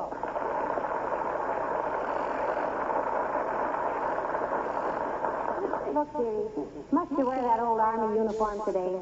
Can't you go in civilian clothes? No, sir. This is a military occasion, and by George... Hey, hand me my blouse, will you? Wait till I take these last two mothballs out of it. Well, heavenly days, look at that. Square mothballs. With little black spots on them. Oh, my gosh. So that's where those... How many spots on top?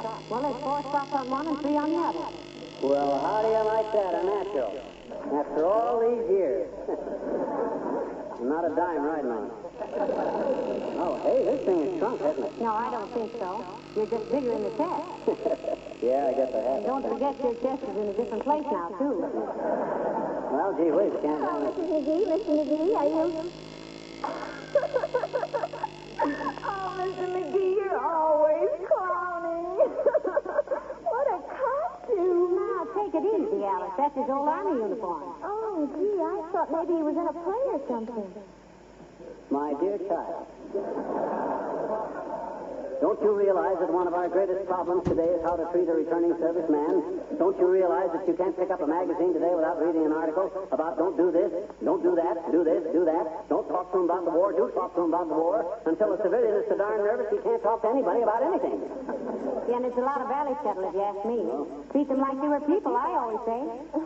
But I don't understand, Mr. McGee. You haven't been a returned serviceman for 25 years. Haven't you got over it yet? An interesting question. Look, Alice, you remember Mayor Latrivia? Oh, sure. He was that big handsome man that went into the Coast Guard. Well, he's coming home today, Alice. He's been in the Pacific for 3 years. Creepers, and they finally picked him up? He hasn't been in the Pacific all that time, Alice. He's been on the Pacific. New Guinea, Hollandaise, Lingayen Gulf, and all them places. He's now a chief pretty officer. Petty officer. Well, I think he's pretty. I'm telling you, chief petty officer. Whoop. What was that? Oh, just a button off his blouse, Alice. You better stand out to one side of him. He's loaded.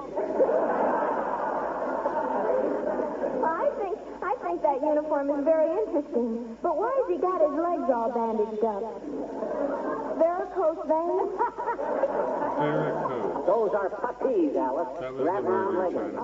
My gosh, didn't you ever see a uniform from the First World War? The big war? The one Riddy Eckenbacker and I were in?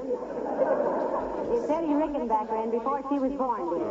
Oh, do you have to go, Alice? Yes, I've got to go to the airplane plant and get my tools. They're reconverting and I'm laid off. And about time, too. I helped make so many airplanes there. I got so I wanted one myself. What are they going to make now, Alice? Baby carriages.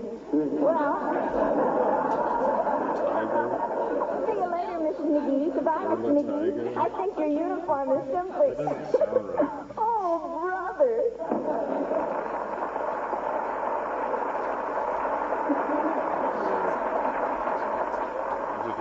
What was she snickering about? Does this uniform look that funny? Why, of course not, dearie. It looks lovely. I think so, too. With those white tennis shoes and the polka dot bow tie, you're the snappiest looking soldier. You answer the phone, Molly. I'm still kind of dizzy from wrapping these leggings. All right. Where is the phone? Oh, here it is. Right where we left it, June 26th. 79 Wistful Vista, Molly McGee speaking. Oh, hello, Mrs. Carstairs. Oh, that old water buffalo. Yes. You are? Why, we'd simply be delighted to, Mrs. Carstairs. What? Oh, just me. I see. You're the chairman of... Yes, but... That old tomato surprise is chairman of so many committees, she has her gloves made with built-in gavel. Yeah? Oh, well, thank you so much, Mrs. Carstairs. Goodbye. McGee, you know what? No, what? Mrs. Carstairs is in charge of the reception committee for Mayor Latrivia. Huh? And they're all going to meet him at the railroad station, and she's going to make a speech of welcome. Hey, wait a minute. I got a speech all wrote out. And if that diamond-studded old mud runner thinks she's going to be... Yeah, but she's going to have the parade with Mayor Latrivia in the back seat of her car, and she's asked me to ride with him, and I said you'd be with me, and she said there wouldn't be room for you. So I said... Now, just a minute there. Hold everything. But look, dearie, I don't care what she said. Nobody's going to finagle me out of this thing. Where's my overseas cap? Ah, you lost it at the Legion Convention in 1936. Then I'll wear my air raid warden helmet. Where's my air raid warden helmet? By George, as a World War veteran, I think I'm entitled... Oh, I know where my air raid warden helmet is. Where? It's right here in the hall. Oh, no, McGee, no, not the very first time we...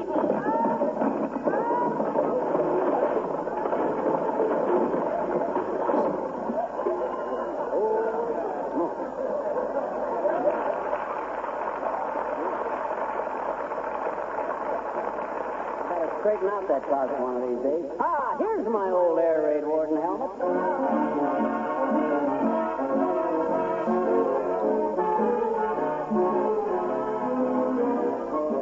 The King's Men sing Along the Navajo Trail. every day. Along about evening, when the sunlight begins to fail, I ride through the crumbling shadows, along the Navajo Trail. When it's night and crickets are calling, and coyotes are making a wail, I dream by a smoldering fire along the Navajo Trail. I love to lie and listen to the music when the wind is playing a sagebrush guitar. When over yonder hill the moon is climbing, it always finds me wishing on a star. Well, what do you know? It's morning already. There's the dawn, so silver and pale.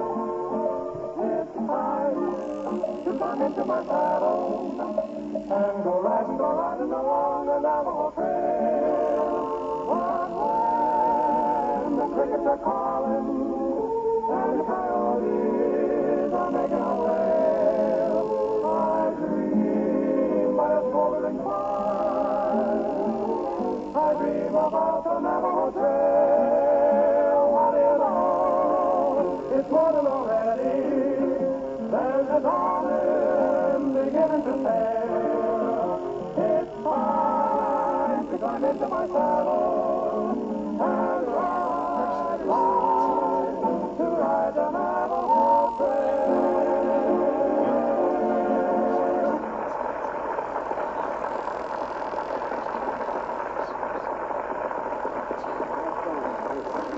So, Mrs. Carstairs has took over the whole of the trivia welcome celebration, has she? Yes, she has, dearie. Where are you meeting her? At her house? Or is she picking you up in her 40-cylinder Lincoln? The one that was given to her by Lincoln himself. Because she looks so much like George Washington.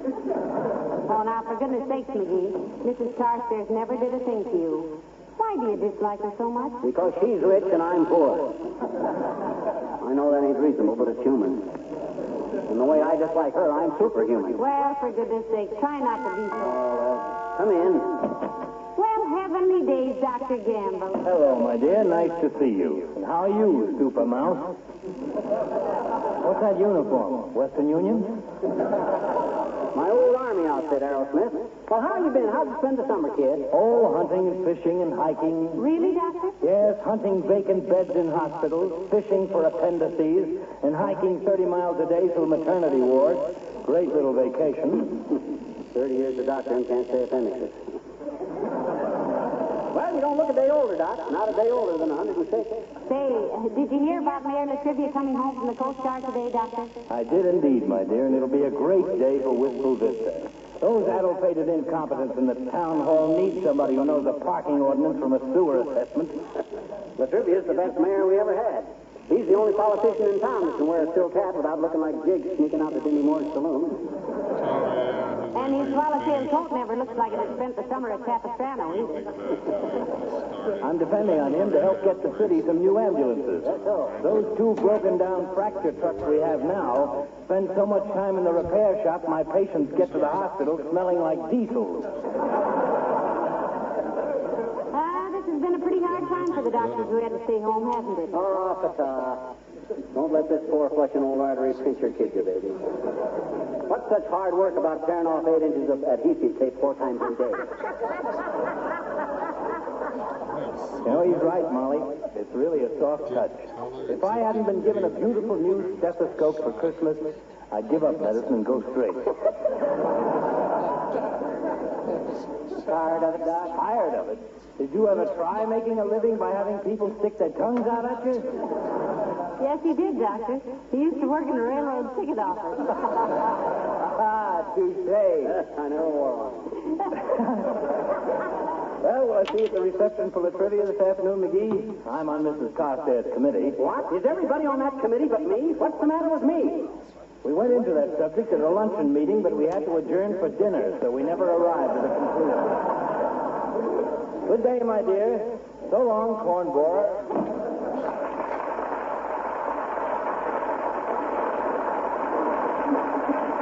This is a fine state of how do you do. Mayor Latrivia's best friend, and they don't even ask me to be on the welcoming committee. Well, my goodness, dear, there'll be such a crowd at the station, you won't have a chance to talk to Mr. Latrivia. Yeah, but the point is, I'm being closed out. If I knew what train he was coming in on, I'd go to the next town up the line, and I'd... Hello, folks. Hello there, Mr. Wilcox. My goodness, we haven't seen you for ages. Hi, Junior. What you been doing since we saw you last? Oh, spending most of my time at the golf course. Say, did you hear about Mayor Latrivia coming home today? Oh, indeed we did, Mr. Wilcox. Isn't it wonderful?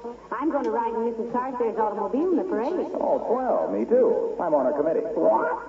You too? Carstairs, Molly, Doc Gamble, and now you. What's going on here anyway?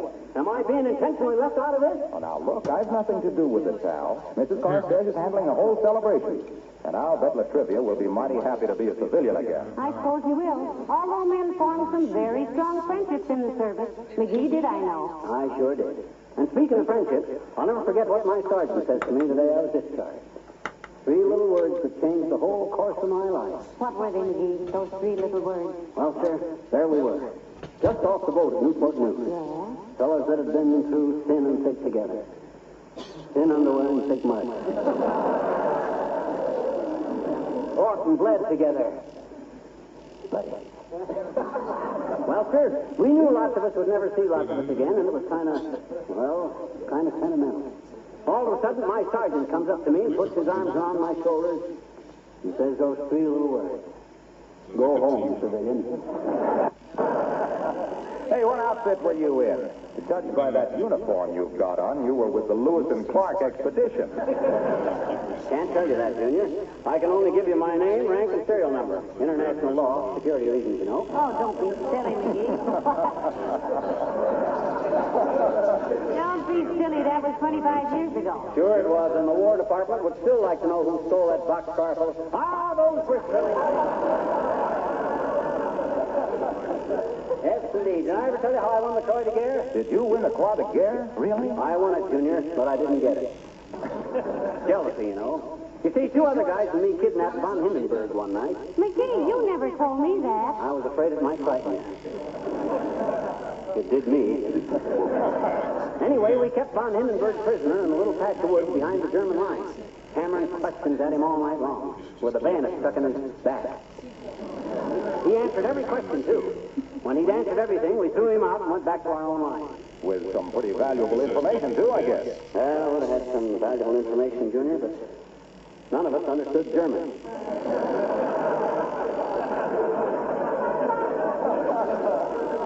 So we never knew exactly what he told us. But that's enough about me, Junior. I don't like to talk about my experiences. Since when?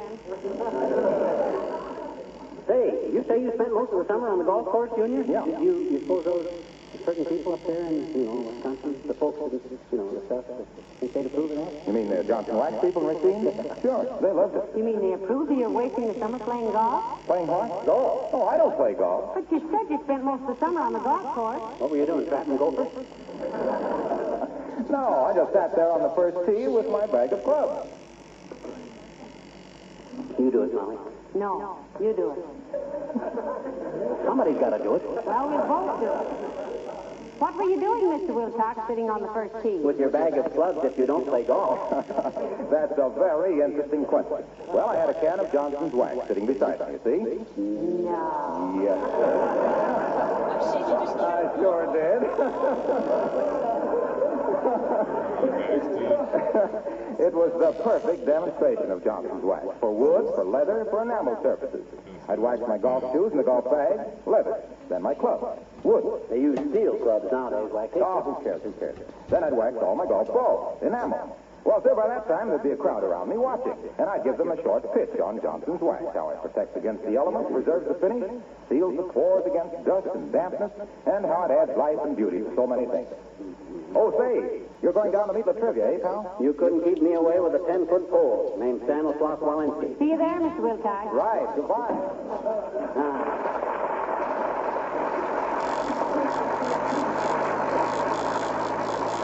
Good old Waxy. Good old Waxy. I love the way he tightens up and gets so excited when he talks about Johnson's Wax.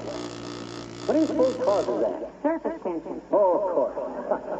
I should have known that. Come in. Mrs. Carstairs, how nice to see you. Good afternoon, my dear. You're looking very well. Hi, Carsey. Look, I got a bone to pick with you. How delightful. And then shall we bark at automobiles for an hour or so? Well, he just wonders why you didn't ask him to be on the welcoming committee for Mayor Latrivia, Mrs. Carstairs. Don't you know that Latrivia and I are extremely good friends, Carsey? I do. Did you realize that with me being an ex-serviceman myself, I might be the logical person to handle a difficult situation like this? Don't you think it would be fitting for one war hero to welcome the other war hero? May I ask why you deliberately give me the hint and shuffle on this deal? Pray do. Pray do what, Mrs. Carstairs? Pray ask me. Okay, what was the idea of including me out of this celebration? Since you are so insistent, Mr. McGee, it was at the request of Mayor Latrivia himself.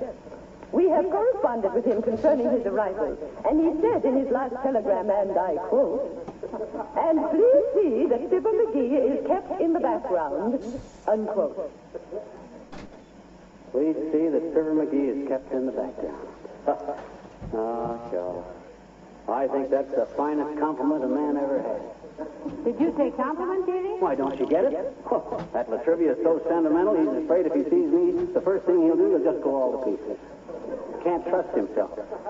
Imagine him being so emotional. Well, now that we've settled that to Mr. McGee's satisfaction, and a remarkably cheap settlement it was, may I have a word with you, my dear? Why, of course, Mrs. Carstairs. Pardon us, dearie. Why, sure. Now, as for the arrangements, my dear, we all meet down at the railroad station and form a group at the gate. So when Mayor Latrivia's train comes in, I'll be ready. Please keep Fibber McGee in the background. I'm going to treasure them words as long as I live. Why to think that old Latrivia thinks so much of me?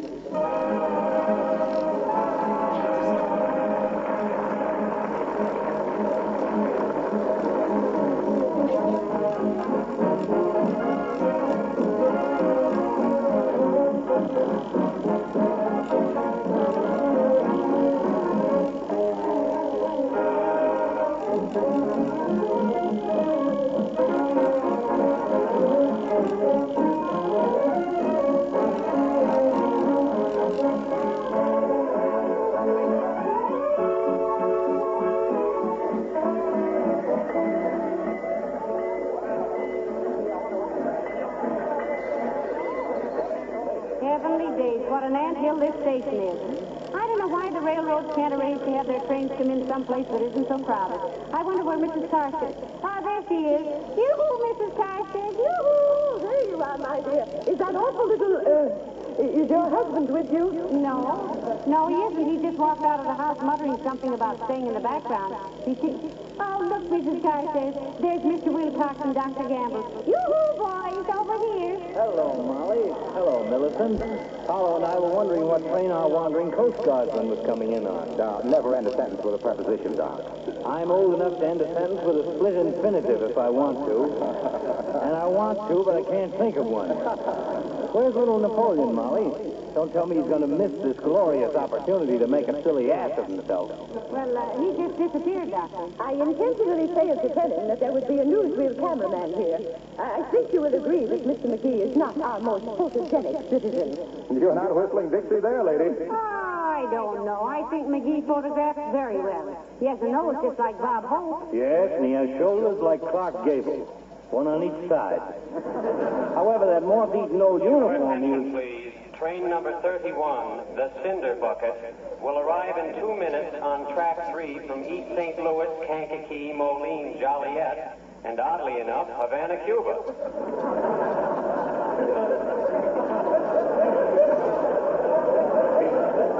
Come along, gentlemen. We must be at the gate to welcome the mayor.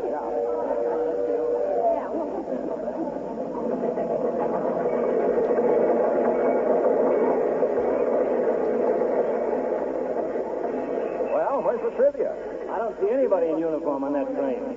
Except that dumpy little guy in the... Oh, now, wait a minute. It can't be. Heavenly days, it's McGee. McGee, how did you get on there? Well, there's Mr. Latrivia right behind him, trying to see what's going on. Move aside, Mr. McGee. Move aside. Look at Latrivia trying to peek over McGee's shoulder. She looks like the middle Andrews sister. Ladies and gentlemen, it is my proud privilege... Mr. Mayor. To welcome home from the South Pacific, Chief Gunner's Mate, His Honor, Mayor Latrivia. Thank you. Thank you, my friend. Needless to say, I've looked forward with a great deal of pleasure. Hold it a minute, Latrivia. I wasn't through yet. Folks, since I climbed aboard at the edge of town, I have been briefing Latrivia on how to conduct himself in civilian life. I've been telling him he can't expect to go into the first store he comes to and buy a girdle. Come, Mr. Mayor. We have a car waiting for you. Thank you, Mrs. Carstairs, and it's wonderful to see you again. I was just telling Latrivia that the cigarette situation... Latrivia, you seagoing war dealer. How are you, boy? Doc Gamble. Why, you bald-headed old midwife. Glad to see you. And Harlow Wilcox. Welcome home, pal. We've been keeping the ballot boxes hot for you. Well, I must say, Well, Molly McGee. Hello, Molly. Hello, Mr. Mayor. This is such a... I've been telling Latrivia about what us civilians been through while he was out there in them lazy old South Sea Islands, folks. I told him that he ought to... Please, train number 31, the Cinder Bucket, now leaving on track 3. Board! Well, wait a minute. My duffel bag. I must have left it on the train. McGee, would you mind? Well, I'll get it, Latrivia. Hurry, McGee. Well, I must say, folks, that when McGee got on the train at the edge of town, I was very... Okay, get off, McGee. Get off quick. No, don't. It's going too fast, Betty. Let me off. Let me off. Stop the train.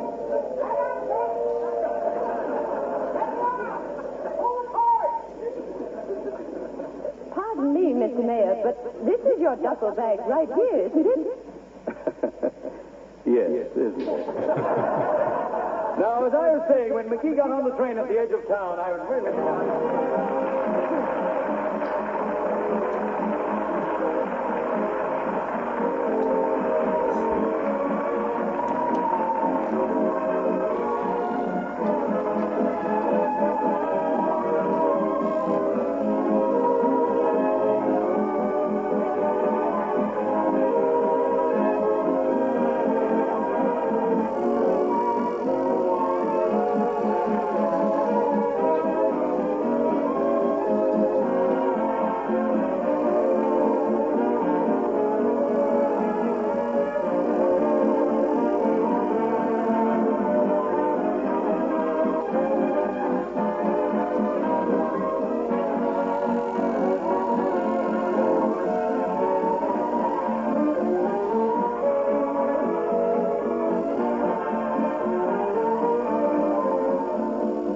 Every now and then, I feel that I should say something extra special about the newest form of Johnson's wax. To make sure you know about this new cream wax that was developed for furniture and woodwork. It's quite different from the regular liquid and paste wax. It's a white liquid and it contains several cleansing ingredients, so that it does an amazing cleaning job. You can make this test in just a moment. Apply a little cream wax with a cloth to a strip of light-colored woodwork or your windowsill or refrigerator. Take a stretch that has smudgy fingerprints or the dirt, and notice how this disappears instantly. Then, with a minimum of rubbing, you give furniture and woodwork a soft, satiny wax luster that, believe me, is beautiful. This wax finish is dry and not oily, so dirt and dust don't cling to it. It gives furniture and woodwork real wax protection and makes your housework easier. Even if you already have the paste or liquid Johnson's wax on hand, just try one bottle of cream wax. You'll really like it.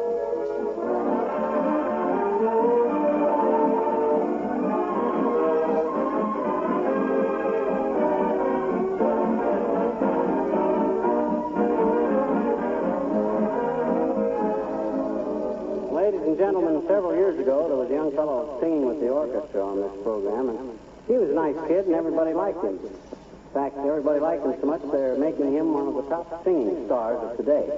His name is... Harry Como. And our congratulations and best wishes to him. Then a little later, there was a drummer with Billy Mills' orchestra. But he had something besides a set of skins and a wire brush. He had ideas. And those ideas are now making him a miserable little fortune. You know who we mean? Spike Jones. Nice Jones, Spike. Then there was an actor named Harold Perry. After 7 or 8 years with us, he decided that time didn't pay, and as the great Gildersleeve, he's making Sunday night radio history. More power to him. And last but not least, from these little Tuesday nights when he wrote, there came a character named Beulah. We want to extend our congratulations and all good wishes to Marlon Hurst and his own Beulah show. All just goes to prove, folks, that class will tell. Yeah? Who knows? Maybe someday McGee and I'll have a show of our very own. But that's to the future. Good night, all.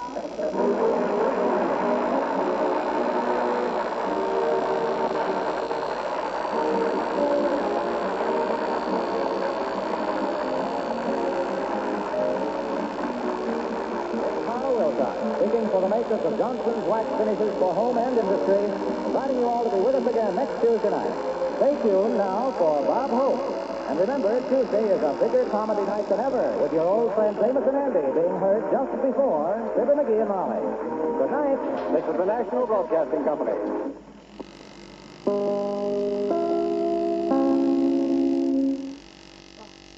The Johnson Wax Program with Fibber McGee and Molly.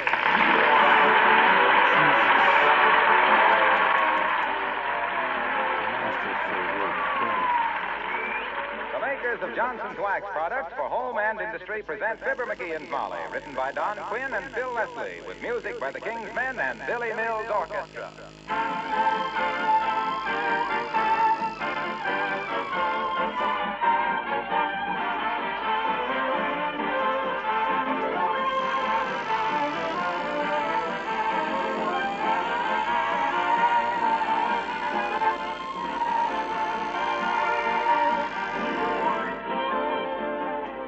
Do you know what makes the difference between a car that's dull and one that shines? Johnson's Car New and an hour or so of your time. That's the difference. People who haven't used wax-fortified Car New can't possibly realize how easily it transforms the looks of their car, removes the road grime and dullness, and restores that original showroom shine. Now that you're using your car regularly, there's no reason for not being proud of its looks. Car New does an amazing cleaning job. And what's more, it does two jobs at the same time. Cleans and polishes with one application. It leaves the finish beautiful. And so wax smooth, the dirt and grime don't have an easy foothold. Car New is a liquid polish, easy to apply with a cloth. It dries to a white powder. And when you wipe off this powder, the dirt and dullness disappear like magic. Your dealer has plenty of Car New. Why not try it this week? Ask for Johnson's Car New, spelled C-A-R-N-U.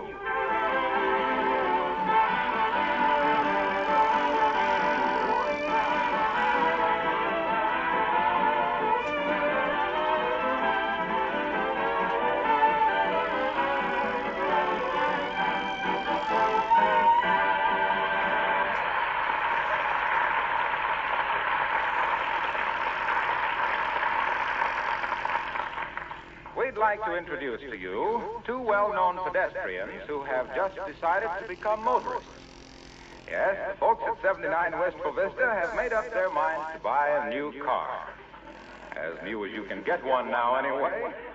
And here, looking over the want ads, we find Fibber McGee and Molly.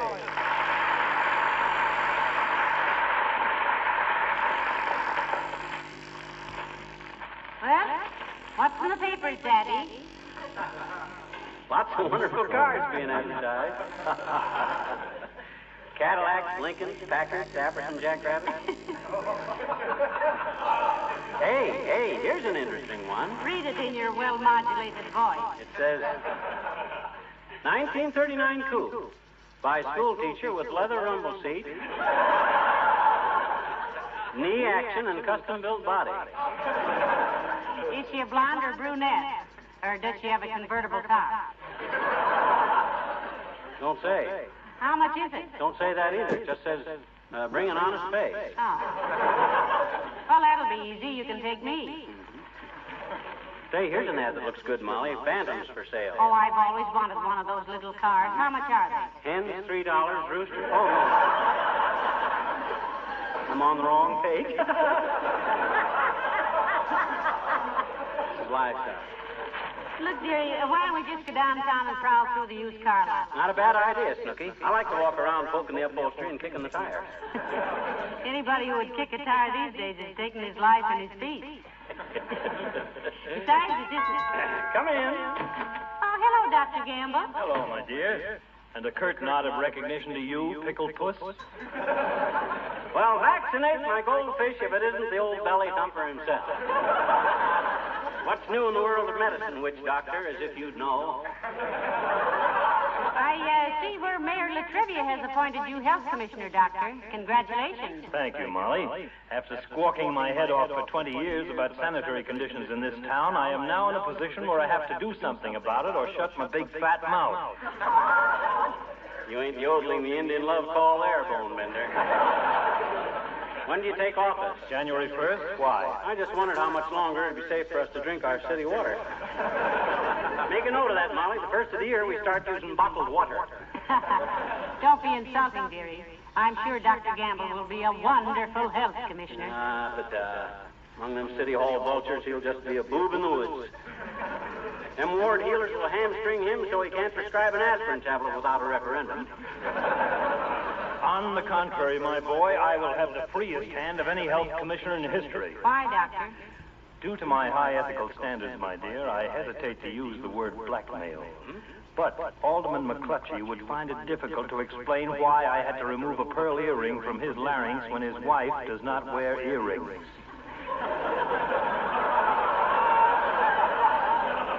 And City Treasurer Fink might not care to have it bruited about that he broke his leg leaping out the second-story window of a gambling joint. I am not quoting actual names, you understand, but you get the idea.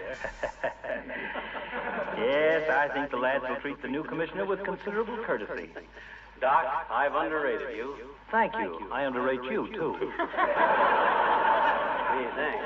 You're not just saying that because you admire me. Yes, I am, and now I think I'd better be going. I have a delicate operation waiting for me at the hospital. Something real fancy, eh, Doc? Yes, I have to tell one of our wealthier patients to get up and go home. His hangover has progressed from the amusing to the obnoxious. Goodbye, Molly. See you later, loose lip, I'm afraid.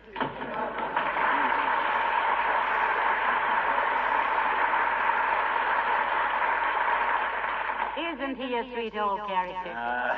He's an insulting old curmudgeon. Hey, what's a curmudgeon? Search me, dearie. I know what a cur is, but I wouldn't know about mudgeons.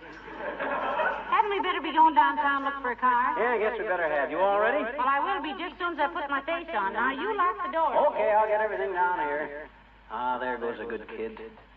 She knows buying a car these days is pretty chancy, and she knows what a bum driver I am.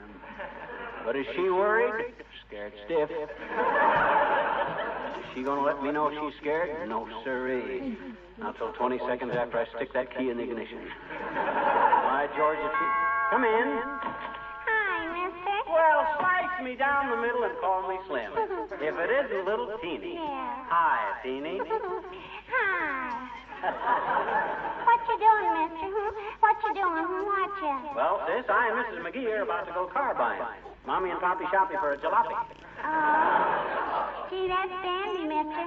Why don't you get a car that the top goes up and down on it and buy it while the top is down? Why don't you? Now, there must be some glimmering of sense behind that idea, sis, but I don't seem to get it. Why should I buy a car that the top's down?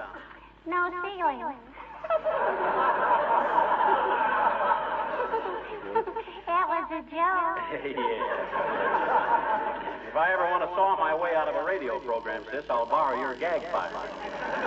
Now, if you'll excuse me, Hey, mister, what kind of car you gonna buy? My daddy has a cab. Not only has, he is. Frankly, Teeny, we don't know exactly what we want as yet.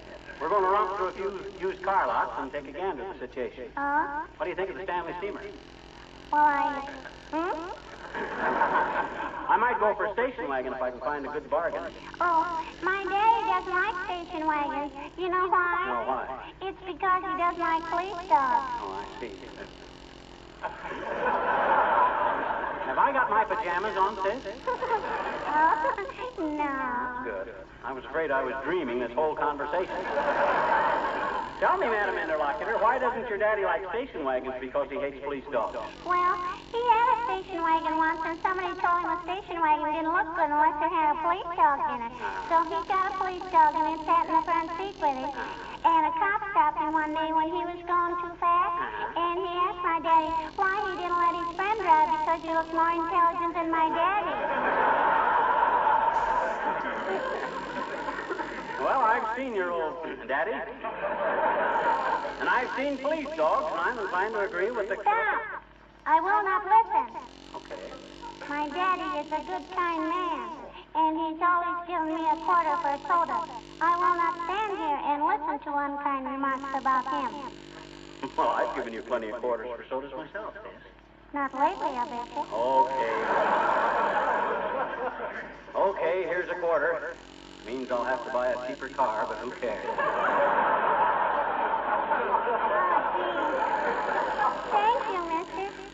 Now then, what were you saying about my daddy? I said he looks like a police dog. I know it. And he's a stuck-up snob in the second place. Is he, though? He thinks because he's cashier in a bank that anybody worth less than $200,000 is a hobo. You hit the nail on the head that time. And he's the only guy in town that wears a gardenia. I hate guys that wear gardenias. And furthermore... That's all, mister. That's all. That's 2 bits worth. Goodbye now.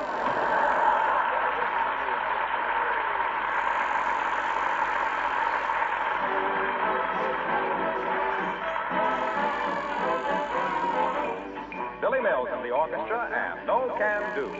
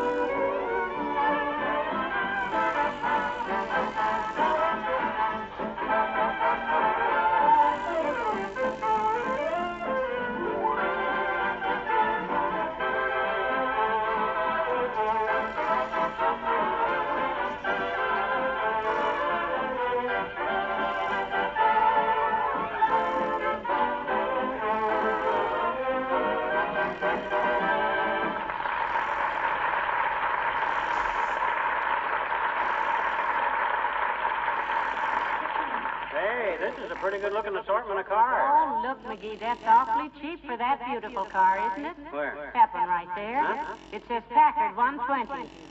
Isn't that quite a bargain? That ain't the price, Mommy. That's the name of the car. How do you do, sir? Good day, madam. How do you do, I'm sure. You the mastermind in this rattletrap roundup, Bud? I am, sir. My name is Stanley Stutz. I'll bet you're a bearcat of a salesman, Stan. You get it, Molly? Stutz? Bearcat? You see, there used to be a car. Ain't funny, McGee. It ain't? No, sir, it ain't. I mean, it isn't. It's a common delusion, sir, that jokes referring to a person's name are excruciatingly funny. Yeah? But there are usually painfully repetitious to the subject. Your bearcat witticism is exceedingly threadbare, so far as I'm concerned. Well, I bet it is at that. You're the gentleman, an apology, McGee. She's right, Bearcat. I apologize. Well, that's quite all right. Now then, may I show you something? Yes, what? I mean, did you wish to see some of our stock? You betcha, Bearcat. You mind if I call you Bear? You know, short for Bearcat? No, not at all, sir. Do you mind if I call you Cole? Now, boys, let's get to business. How about that green sedan over there, Stan, old man? That looks in pretty good shape. Oh, that car's not for sale, sir. Now, over here we have a splendid little car, a late model 7-cylinder Dillingham. Good rubber, new battery. Did you say 7 cylinders? Yes, madam. What became of the other cylinder? What other cylinder? Isn't it supposed to have 8? Oh, no, madam. This is a 6-cylinder car. We added an extra cylinder ourselves as a special premium. Well, I will say, Mr. Strode.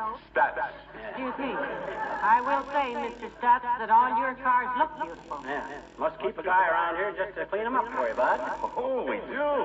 Oh, that lad over there takes great pride in it. Oh, I say, boy, did you polish that new Lincoln we just got in? Yes, Mr. Studd. Looks beautiful, too, after that Johnson car new treatment. Something wrong, folks? No, not a thing. In fact, everything is very much as usual. That, the fellow you just spoke to, Stan, is he, a new boy around here? Yes, he wandered in this morning. I asked him if he was in the market for a car, and he said no. He just had a morbid interest in dusty, dirty cars. You know him? I've seen him someplace. Tell the truth, McGee. We see him every place. Yoo-hoo, Mr. Wilcox. Well, hello there, Molly. Hello, pal. Oh, you know Mr. and Mrs. McGee, Mr. Studd?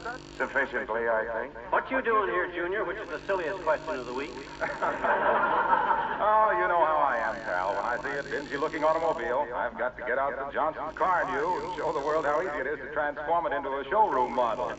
The way Carnew cleans and polishes at one swell swoop. Fell swoop, Mr. Wilcox. Oh, cleans and polishes at one fell swoop. It's amazing.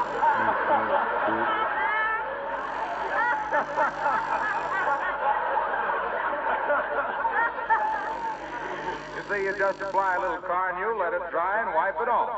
For a proud and lazy car owner, it's the answer to his prayer. So, when I passed this used car lot this morning, I just had to move in and do my stuff. You see, as an expert on Johnson's Carnew... Just a minute, son. These people and I were discussing business.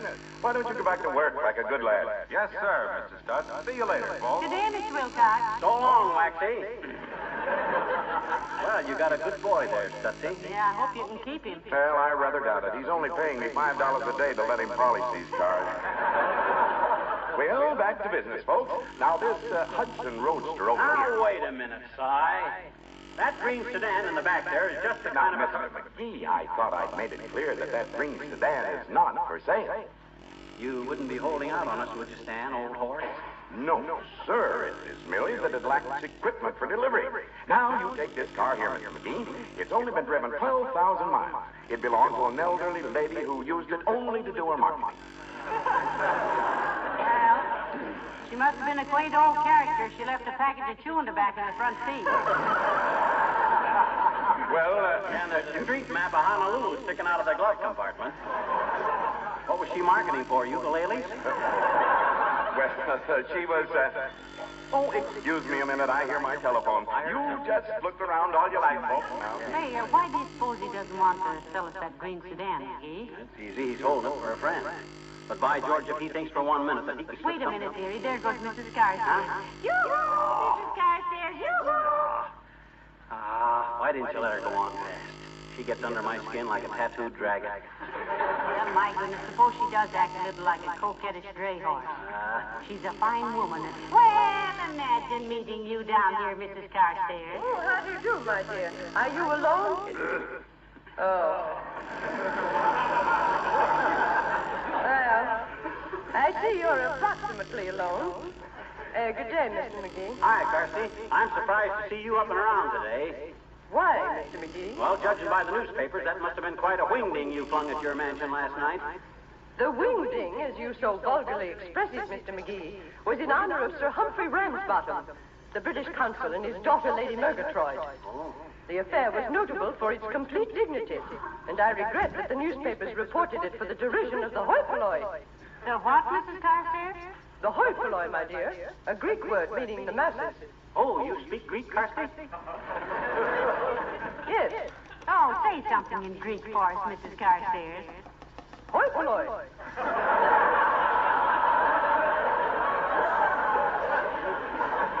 Thanks. Are you by any chance purchasing a car? You betcha, Carsty. Why? Well, then perhaps I might make a suggestion. Why, of course, Mrs. Carstairs. Then do, by all means, get a motor car which has a sufficiently long speaking tube between the tonneau and the chauffeur's seat. I find it quite a strain to lean forward so much, telling jumpers to look out for that truck. Where? What truck? I don't... Oh. was talking to Jeffers. Yeah, I see. Well, maybe we can get a chauffeur with longer ears. I tell you, McGee will see that we get a good car, all right, Mrs. Carstairs. He's a wonderful mechanic. Knows all about cars. Really? You betcha, Carsty. Now, you take this little coupe right here. This kind of car has always had one definite weakness. The horn gets stuck. 9 times out of 10, you just touch it like this, and it... You see what I mean? Stick. Please, McGee, don't do that. Shut it off. I can't shut it off. It's stuck. I think I know what to do, Mr. McGee. What, Carsty? What? What would you do, Mrs. Carstairs? I would go away. Good day, my dear. Hey, stuck. Hey, stuck. Come fix this thing. Hey, stuck. It's stuck. Hey, it's stuck. Stuck.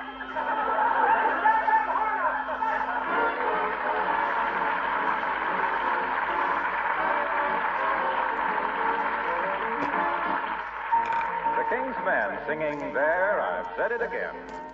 Why is it when we're parked alone, I never say what's on my mind? I got a million things to say. Come over closer, let me find a way to tell you I love you. There's nothing to hide, it's better than burning inside. I love you. No use to pretend. There, I've said it again. I've said it. What more can I say? Believe me, there's no other way. I love you. I will to the end. There, I've said it again. I've tried to drum up a phrase that could sum up everything that I feel for you. What good are phrases? The thought that amazes is you love me, and isn't it heavenly?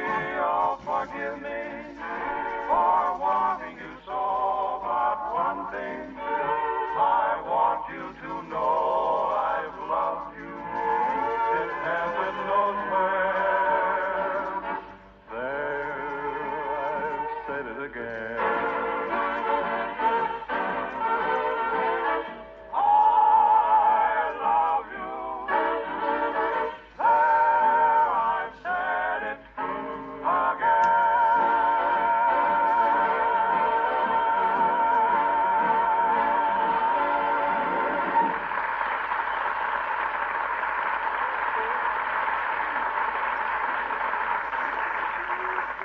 Looky here, Bearcut. Let's quit the stalling. Stalling, sir? He means, why don't you sell us the green sedan in the back there? I've tried to explain, madam, that car is not in a saleable condition. It is not for sale. Holding it for a friend, eh, Stutz?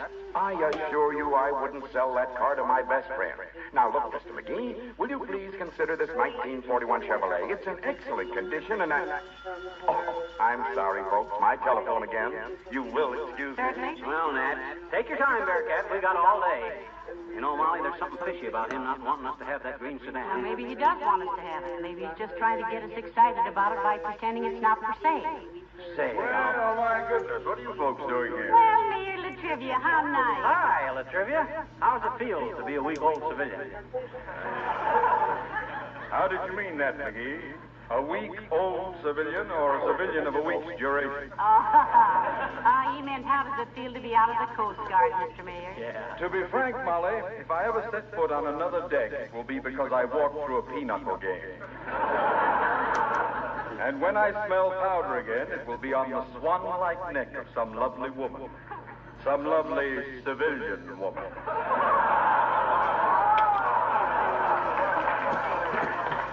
On a dance floor which I have not scrubbed 5 times that day myself. What was your rank, Latrivia? Chief gunner's mate. How wonderful. And who was the gunner? Who was what gunner, Mrs. McGee? The gunner that you were the mate of. I was not the mate of a gunner. I myself was the gunner's mate. Yes, but what gunner's mate? Any gunner's mate. Now, that's a kind of a haphazard system, ain't it, Latrivia? If a gunner can pick any mate he wants... But he can't. Yes, but you said that... Look, In the Navy, the word mate means a subordinate officer having no rank, but taking precedence over enlisted men. I thought you enlisted yourself. I did. Then if you were a mate, you took precedence over yourself. Of course I did. I mean, no, certainly not. That is, I was not... I can see why you never got to be an admiral, Latrivia. You're too easy confused. I am not confused. Let me explain. Please do. Very well. Now then, I joined the Coast Guard as an apprentice seaman. Then I was made a first-class seaman. Then I was promoted to gunner's mate third class. Third class, eh? You skipped the first two classes. I did not skip the first two classes. Second class and first class come after third class. Don't be silly, Mr. Mayor. When I was in school... This has nothing to do with school. A petty officer in the Navy. Now, just because you're a little irritated, Latrivia, that don't give you the right to disparage the officers of our Navy. Some of them may be petty, but by George... I said the petty officer, the third classy officer. I mean the third class petty mate, a gunner's rank. Now look, a gunner's mate is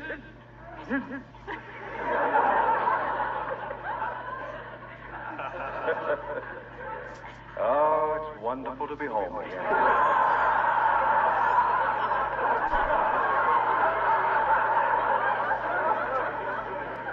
And do you know what you've done for me? What, Mr. Mayor? You have made me realize what it means to be mayor of a city like Wistful Vista. Until now, the responsibility has really worried me. But no more. What you mean, kid? Why, when I think that I am the civic leader of thousands and thousands of people who are probably just as dumb as you or dumber, I realize my job isn't so tough. Thank you, citizens. Good day, Molly.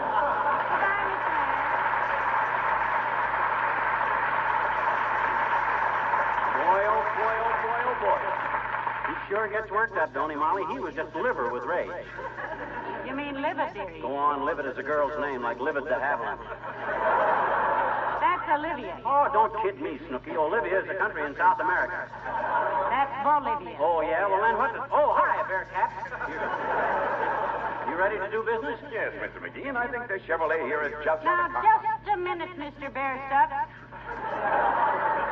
We want to know about this green sedan over there. Yeah, why are you so anxious to keep us from buying that? The best-looking car in the place. Look at them perfect tires. Look at the finish and the upholstery. That's the car we want. Please, Mr. McGee, that car was the last model off the assembly line after war was declared. It is not complete. We don't care. We want it. But it doesn't have any... Windshield wipers? So what? We can buy those ourselves. I didn't mean that. I was referring to the... I know, fog lights, but we don't care anything about those details, Mr. Bearcat. Will you please let me tell you, that car hasn't got a rear bumper? So what? I never learned how to back up anyway. Come on, Bud. Come on. How much? I'm warning you, Mr. McGee. How much? It wouldn't be fair to me. Quit stalling, Si. How much? $350. But believe me... No. Yes, sir. Here's the cash, Bearcat. Give me a receipt before you back down again. Oh, very well. There you are. Bill of sale and the title certificate will take a little longer. Oh, isn't this a beautiful car, McGee, and all ours? Yeah, for $350. Yeah, let's drive it around the block and see how it runs. Okay. Well, where's the ignition keys, Bud? You won't need any. Huh? No, I told you this was the last car off the assembly line after Pearl Harbor. So what? So there's no motor in it. No motor? Oh, this is ridiculous.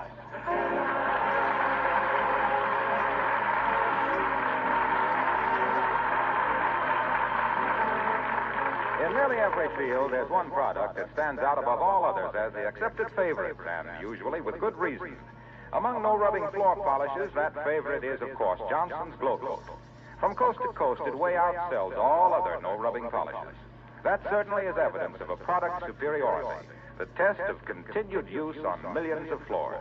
Yes, there are reasons. Glow Coat not only saves you work because it's self-polishing, it not only gives you maximum floor beauty and adds greatly to the life of your linoleum, rubber, composition, and finished wood floors, it's perfectly blended so that it never streaks, is never uneven. Its quality is completely uniform, and you can count on every single package giving you the same satisfaction. That's why the demand for Johnson's self-polishing Glow Coat increases from year to year.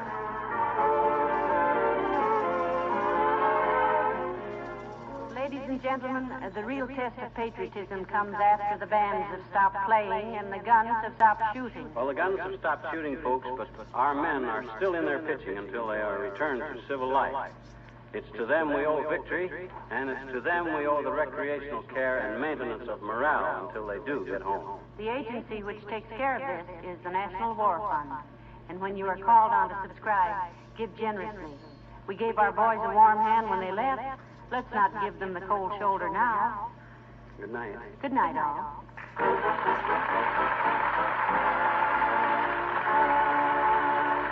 This is Harlow Wilcox speaking for the makers of Johnson's Wax Products for Home and Industry, inviting you to be with us again next Tuesday night. Good night. This is the National Broadcasting Company.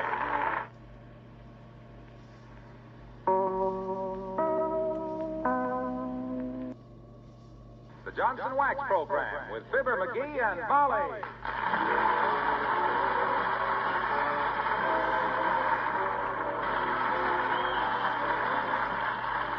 The makers of Johnson's Wax Products for Home and Industry present Fibber McGee and Molly, written by Don Quinn and Phil Leslie, with music by the Kingsmen and Billy Mills Orchestra.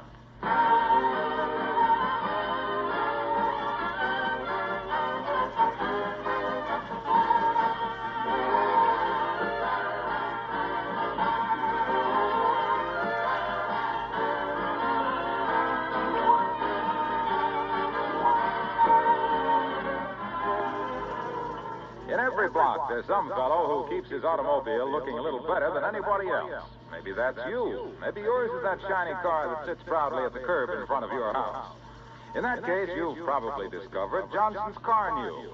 It's easy with Car New to keep your car shiny and beautiful looking all the time. Takes so little work, you'll gladly clean and polish the car yourself. Easy, because Car New really does two jobs at once, both cleans and polishes with one application. This wax-fortified polish is a liquid, easily applied with a cloth without hard rubbing. Then Car New dries to a white powder. And, brother, when you wipe this off, you wipe away the dirt and gloom like magic. Honestly, Car New does an amazing cleaning job. And it leaves such a wax-smooth finish that dirt and road grime just don't have an easy foothold. Now, just in case you haven't discovered easy-to-use Car New, why not try it this week? Ask your dealer for Johnson's Car New, spelled C-A-R-N-U.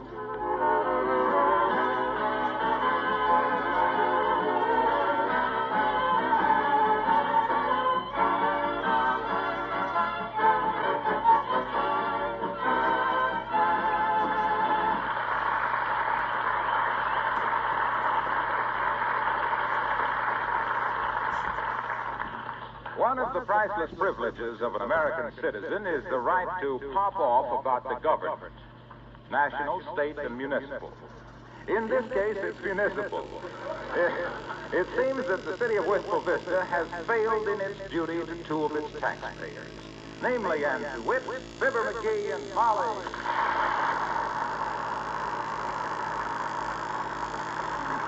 I'll blast those buzzards out of the city hall, that's what I'll blast. I'll show those baby-kissing, ballad-stuffing ward healers who swings a little power in this town. This is 3 times in 5 years they've done this to us. Oh, my goodness, dear, it might have been just an oversight. Oversight my clavicle. It's things like this that cause epidemics. This might start a plague that would sweep the whole state. Look, dearie, just because they didn't collect our garbage today doesn't mean a thing. They didn't carry it out to the curb till 9:30. What am I expected to do? Make a formal appointment with them honey wagon pirates? They could check back this way and see if our garbage is out, couldn't they? We give them a nice gift every Christmas, don't we? Of course we do. And you'd think they'd remember $1 longer than that, too. Well, say, suppose there was about 250,000 people in this town. Suppose everybody gives the garbage man $1 every Christmas. Sure. That's $250,000. $250,000. Holy smoke, $250,000. By George, I could drive one of them trucks as good as anybody. Hand me the phone. I'm going to call Mayor Latrivia. Here. But aren't you assuming a little too much? Any guy with my influence at the city hall shouldn't have any trouble getting a job like that. All you got to do is know the right people. That's all you got to do is know. Yeah, but dearie... Hello, operator. Give me Mayor Latrivia at the city hall. Up a chair and sit down, Molly. It's murder. You'd think a city this size would have more than one phone operator, wouldn't you? How's every little thing, Mert? Says, eh? What's the name, Mert? Your sister? Miss America, huh? Oh, isn't that wonderful? Is she in Atlantic City? No, she married a guy in England. Says she's going to Miss America.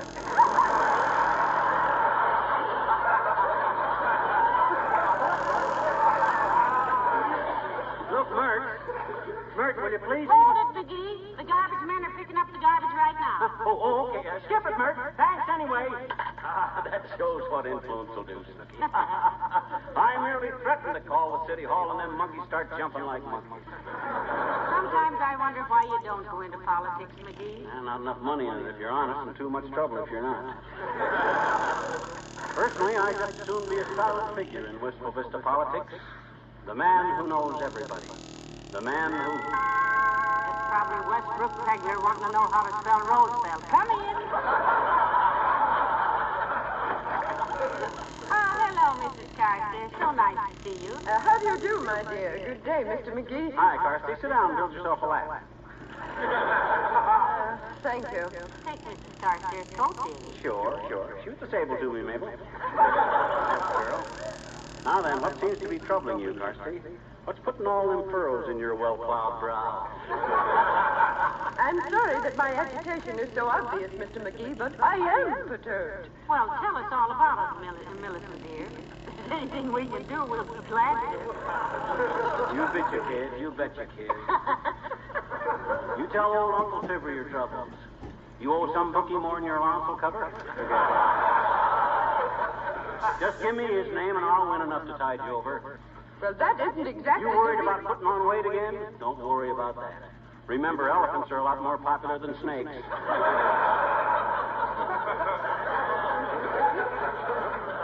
No, Mr. McGee, I found a telephone number written in lipstick on your husband's dress shirt. So what? Nobody'd give a guy like him their right number. Besides... Huh? Dearie, why don't you let Mrs. Carstairs have a word? Huh? Why, sure. Have a word, Darcy. Have two, they're small.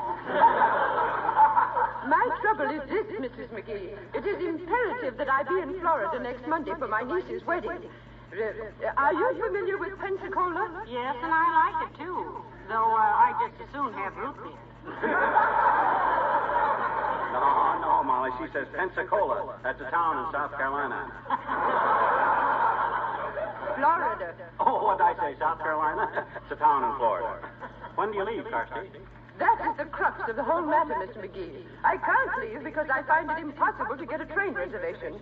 My secretary's on her vacation, and Mr. Carstairs is out of the city. I'm almost desperate enough to what does one call it? Weigh my thumb? No, thumb your way. Yes, though I shudder at the very picture of a Carstairs sitting on a suitcase at the side of the road. Oh, I don't know, Carstairs. You'd be surprised how much abuse a well-made suitcase can take. But don't you worry about it. I'll get you on a train. I'll get you a double compartment with hot and cold running break. Old Atchison. Yes, sir. Old Atchison, Topeka, and Santa Claus McGee. That's me. You might just as well go home and start packing, Mrs. Carstairs. And you might as well throw in some fishing tackle, too. Fishing tackle? Yes, I wouldn't put it past him to route you by way of Nova Scotia. Never mind what way I route her. I'll get her to Pennsylvania before she can... Pensacola, Mr. McGee. Yes. Please call me the moment you have my reservation. And if a man answers, don't hang up. It'll be I. Me, hoarse with excitement. Good day, and thank you so much.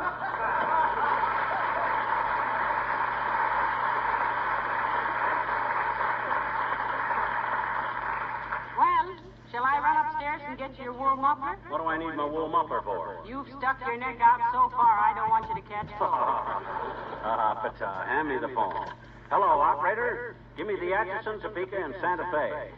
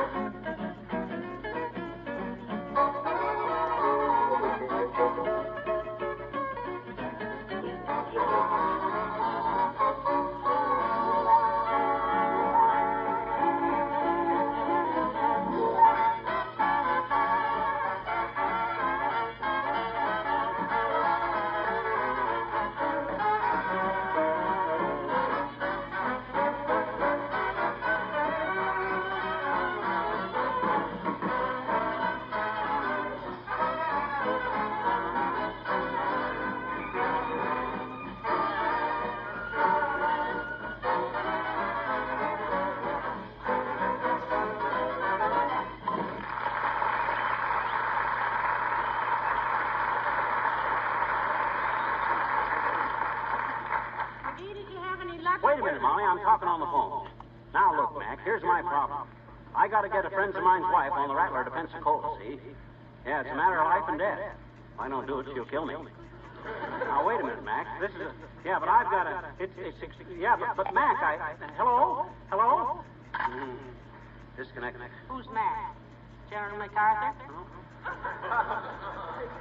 Friend of mine named McNally. Used to sing baritone in the old Winter Garden 4. Great pal of mine, Fred Mitney. Who? Fred Mitney. He's a guy from Starved Rock, Illinois. That he and I used to have a vaudeville act together. You know, singing and dancing and Woody sings.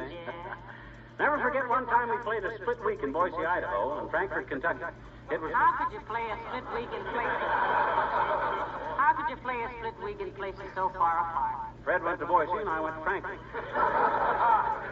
I used to sing smart, sophisticated songs like, if I got to drink champagne from her slipper, I got to get a gal with smaller feet. Music, boys. All special material like that, see? What's all this got to do with getting Mrs. Carstairs a train reservation? Well, this McNally I was talking to, he used to play snooker with a guy named Charlie Bonfield, see? And this Bonfield married a gal who used to be private secretary to a guy who was a cousin of Hap Vanderveen who went to school with Gordy Vestal, see? Yeah. And Vestal is the barber that cuts the hair of P. Morton Brilling, the president of the TS&R Railroad. You see how it pays to have connections? No. Me either. Bonfield moved to Michigan, and Vanderveen is in the South Pacific. Vestal won the Irish sweepstakes in 1937 and lives in Bermuda. And Brilling hasn't been president of the railroad for 16 years.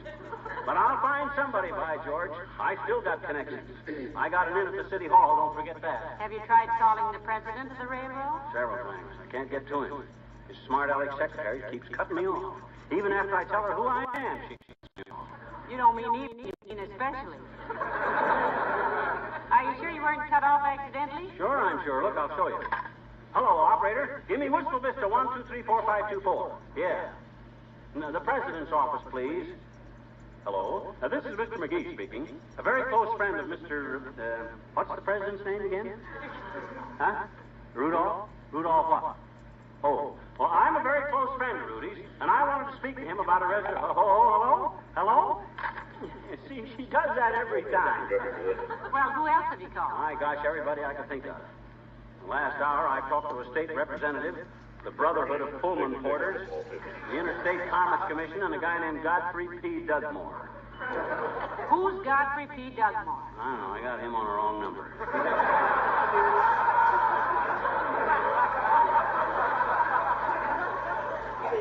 Very interesting chap. Said he was the first guy to go over Niagara Falls in a wardrobe trunk. My goodness. Yeah. Says as soon as he gets out of the hospital, he's going to try it again without drawers.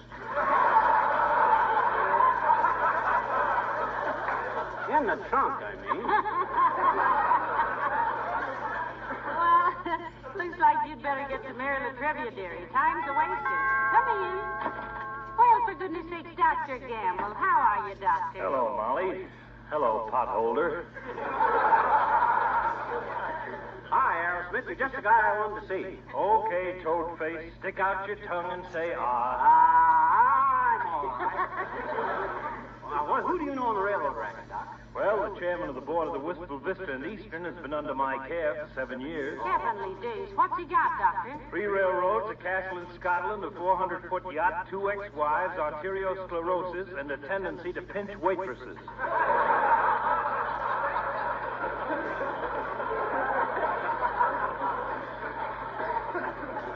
Well, look, kid, give him a buzz on the Amici here and see if he can swing me a good reservation on the train to Pensacola. No, Why not, Doctor? because he spends his afternoons on the golf course and if interrupted would fly into a rage which would raise his blood pressure. And he's already so red in the face he looks like an Indian, and strangely enough he is. What time is it? 3:40, 3:41, Doc. Why, you gotta go? Yes.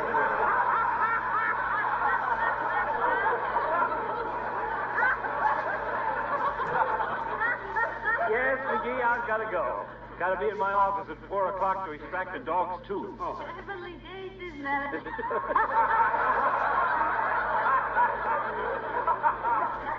to add a job for a veterinarian, Doc? No, it isn't. I have to extract this dog's tooth from a mail carrier's derriere. See you later.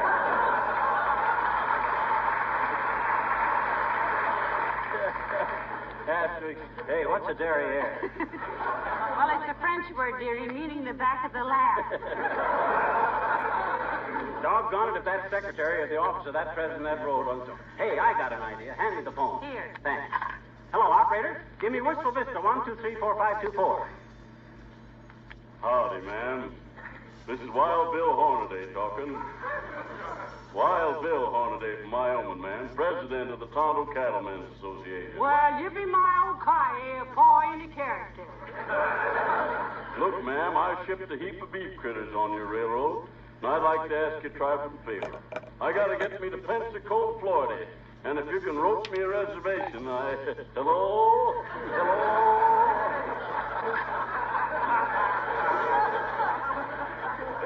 Shucks, Ma, she cut the wire on me. Can't understand it, Paul. You were sure mighty convincing. I could almost hear them mavericks bawling down there in the Silkwood. Cottonwoods, Ma. Excuse me, I forgot the place was kind of run down. Now, look, McGee, the time is getting short. You better call the City Hall and get Mary Latrivia to help you with Mrs. Carstairs' reservation. Well, I hate to do it till I have to. My gosh, there must be somebody I know that... Hello, Molly. Hi, pal. Hello, Mr. Wilcox. Hi, Junie. Look, kid, you know anybody connected with the TS&R Railroad? The TS&R? What railroad is that? The Tallahassee, Saskatchewan, and Richmond. The TS&R. Otherwise known as the Two Streaks of Rust.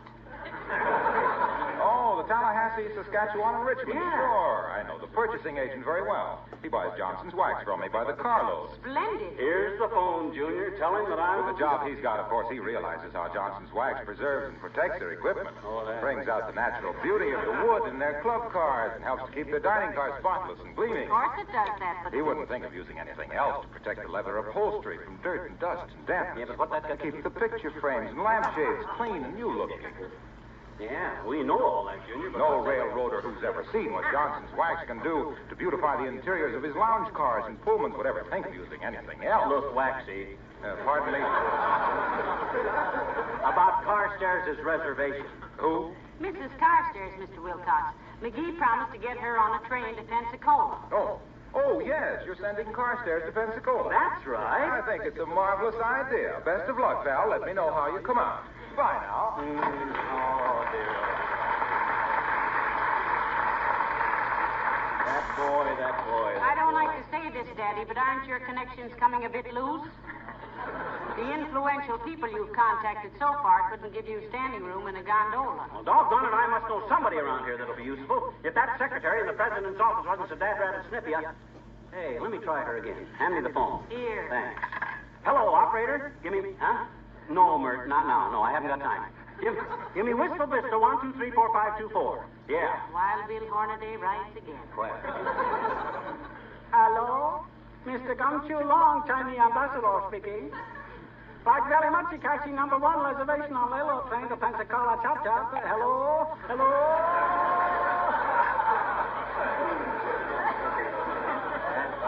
Luck anyway. Well, you know what Confucius say. Man who makes big bluff have to fall over it in dark. He's got no business cutting me off. If she realized who she was talking Oh, hello, Alice. Come in, dear. Hi, Alice. Hello, Mrs. McGee. Miss McGee. Aren't you a little late for work today, Alice? Oh, this is my day off, Mrs. McGee. How is the new job, Alice? You're working at the Bonton now, aren't you? Yes, at the perfume counter, Mrs. McGee, and it's perfectly fascinating. Did you know we have some perfumes down there that sell for about $75 an ounce? You really pay through the nose for those, don't you? One woman opened the bottle to sniff it and asked me if she could have just $1's worth, and before I could say no, she'd had it. Hey, is it true that a lot of men are beginning to use fancy-smelling toilet water and stuff like that there, Alice? Oh, yes, Miss McGee. But we call those items by very masculine names, so men won't mind asking for them. Oh? You ought to try Souvenir de Sawmill, or a bottle of locker room essence, or maybe some of our cologne de caboose. Hey, speaking of cabooses, Alice, you happen to know anybody down at the railroad station?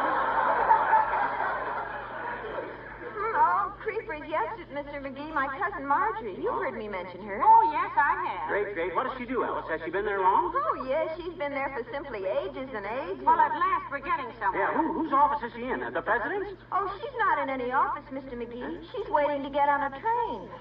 What? Sure. I take her sandwiches every day. Oh, this is ridiculous.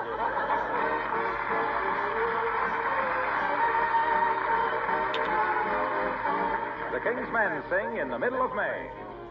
She was kind of distant in a charming way, but he was so persistent. It all began one day in the middle of May. He met a gal named June, took her out in July, beneath an August moon, and all through Sept, he kept admiring her charm. And all through Oct, they were locked in each other's arms. But good from November to Jan, the runaround began. February and March, he was a worried man. 'Twas not until April that she said, okay, okay, okay. And they were married in the middle of May. In the middle of May. Oh, happy day. They had a honeymoon. They found a flat to rent. OPA by the middle of June. July and August through December was a loss. For both were trying to discover which was boss. He found out in the middle of Jan. Man, oh man. Her darling mother came. By the 2nd of March, sad to relate, he was thoroughly tame. They've got him scrubbing floors and washing dishes every single day. But there's a revolution coming in the middle of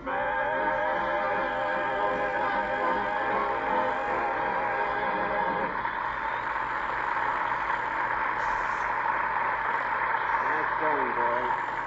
Look, McGee, why don't you give it up? After all, you don't have to get Mrs. Carstairs a train reservation. No, I don't have to, but won't I look like a mug if I fall down on the job? I had to flap my big fat lips about what a big shot I was. Knew all the right people, friends every place, and what happens? Looks like I couldn't influence a 90-point Marine to accept his discharge papers. You know, that girl at the office of the president of the railroad. You know, if there was some way you could avoid using the word Pensacola, that's what tips it off that it's you every time. Hey, I'll bet you're right. That's what gives me away. Sure. Hand me that telephone again. Here. Thanks. Hello, operator. I want... Huh? No, Mert, please. Not now. No. Give me whistle Vista 1234524. Yeah. Old Paul Uni McGee, the man of 1,000 voices. Evening, man. This here is Colonel Beauregard speaking. Colonel Beauregard, man. From Mount Julep, North Carolina. Yes, ma'am. That's about halfway between here and hello.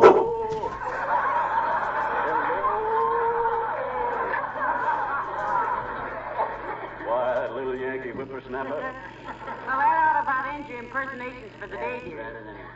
Even Mason and Dixon had to draw the line somewhere. What them railroads need is a lesson in courtesy. That's what they need is a lesson in. If I ever get to own a railroad... Own one? My dear boy, you can't even get a friend to ride on one. I'm beginning to feel a little cheap, too. Here I go blowing around about knowing people in the right places, and I can't... Come in. Well, for goodness sakes, Mayor Latrivia, this is quite an honor, Your Honor. Good afternoon, Molly. Hello, McGee. Hi, Politico. Say, you're just the guy I wanted to see. Now, I don't want to ask you for any favors for myself, you understand, Mayor, but... That, in my experience, is approach number 2. Number 1 is, I want a favor. Number 2 is, I want a favor for a friend. Number 3 is, I want to do you a favor, Mr. Mayor. Number 3 is the one that is always loaded. Anytime anyone does a politician a favor, there are enough strings to it to equip the violin section of the Boston Symphony. This is a very simple thing, Latrivia. You can do this with one eye tied behind you. He wants you to use your influence with the railroad, Mr. Mayor. Yeah. Oh. Whom name do you wish me to corrupt in what railroad, McGee? The TS&R, Latrivia, Tallahassee, Saskatchewan, and Richmond. All we want is a decent reservation to Pensacola, Florida. That ain't so tough, is it? Oh, not at all, my boy. When I finish that little task, I shall be happy to bake you a lemon meringue cake in the shape of the Taj Mahal. Then let you and I put on our bathing suits and climb Mount Everest. Who do you think I am, the Wizard of Oz? Well, is it so difficult to get train reservations, Mr. Mayor? I mean, I know it is for common people like us, but after all, an important man like you... Can't swing it, eh, Latrivia?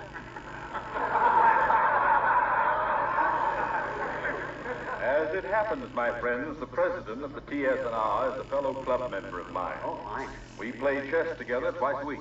Oh, McGee used to play chess too, didn't you, dear? Yeah, I used to be a marvel at the trip. One night I played 27 opponents while blindfolded. You don't say. How many games did you win? He didn't win any. He stumbled over a chair and knocked himself out for 3 hours. That's in the past. You say you're a pal of the railroad, Prexy, eh, Latrip? Yes. He was asking me just this afternoon if I could use my influence to get him a set of automobile tires. And did you? I did not. I wouldn't use my influence to get anyone enough rubber to erase a comma from a petition to remove me from office. What did he need a set of tires for, Mr. Mayor? He wants to drive to Florida, Mrs. McGee. Drive to Florida? Why don't he take one of his own trains? This is the point at which I was trying to arrive. He can't get a reservation. I hope that answers your inquiry. Good day.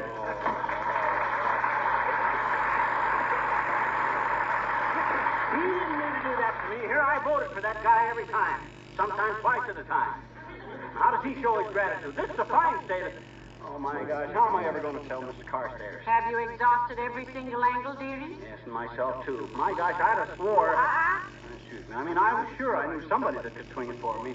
But no. I guess I'm just a flop. A failure. Just a big windbag that never... I have an idea. Hand me the phone. No, it's no use. I've tried all the dialects. Hand me the phone, please, dearie. Okay, here. Thank you. Hello, operator. Give me the Union Station, please. That way. Hello, ticket office. What have you on the TS&R for Pensacola tomorrow night? Drawing room B in car 172. Well, please reserve it in the name of Millicent Carstairs. Thank you. Goodbye. Well, a drawing room. Well, what do you know about that? By George, I knew somebody that could swing it. Hand me that phone and I'll tell old Lady Carstairs. I'll show her who has influence in this town. You're simply wonderful, dearie. It's nothing that any red-blooded American boy couldn't have done. Just got to use your head, that's all. Hello, operator? No, not now, Mert, not now. Give me the residence of Mrs. Carstairs on the corner.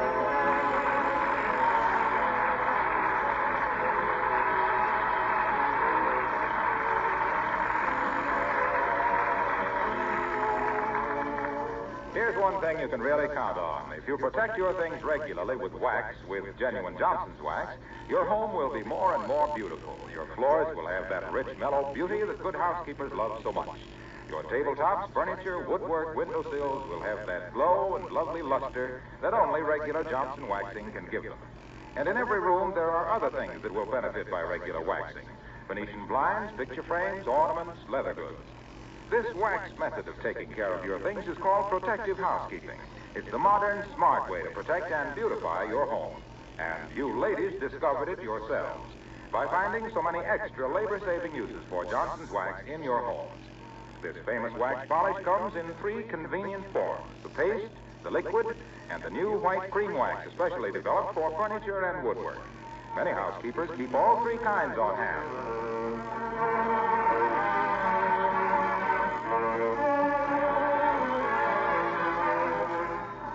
What did Mrs. Carstairs say when you told her you had a reservation for her, McGee? She said skip it. Said she changed her mind. Said she wasn't going. Well, my goodness, after all the trouble you went to, what did you say? Oh, I said that was perfectly okay. Then I asked her if she was going to be here 2 weeks from Wednesday. What difference does that make? 2 weeks from Wednesday is Halloween.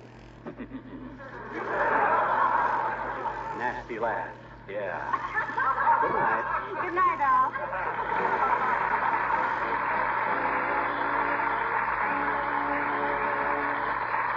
This is Howell Wilcox speaking for the makers of Johnson's Wax Products for home and industry, inviting you all to be with us again next Tuesday night. Good night. This is the National Broadcasting Company.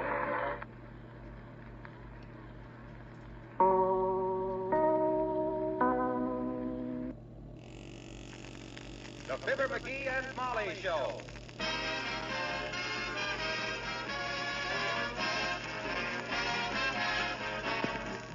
The Armed Forces Radio Service presents the Fibber McGee and Molly Show, a special rebroadcast for all you men and women in the Armed Forces of the United Nations, with music by the King's Men and Billy Mills and the orchestra.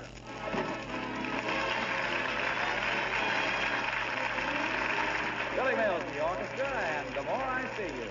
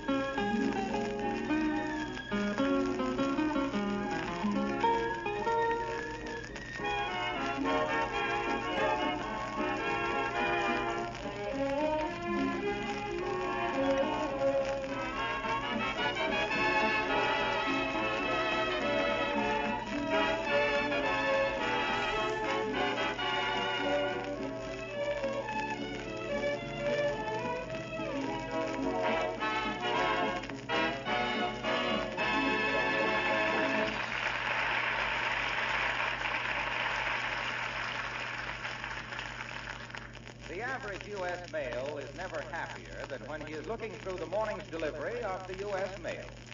And here at 79 Wistful Vista, the squire is trying to look as important as one postcard, a chain letter, and a gas bill will permit. As we join Fibber McGee and Molly.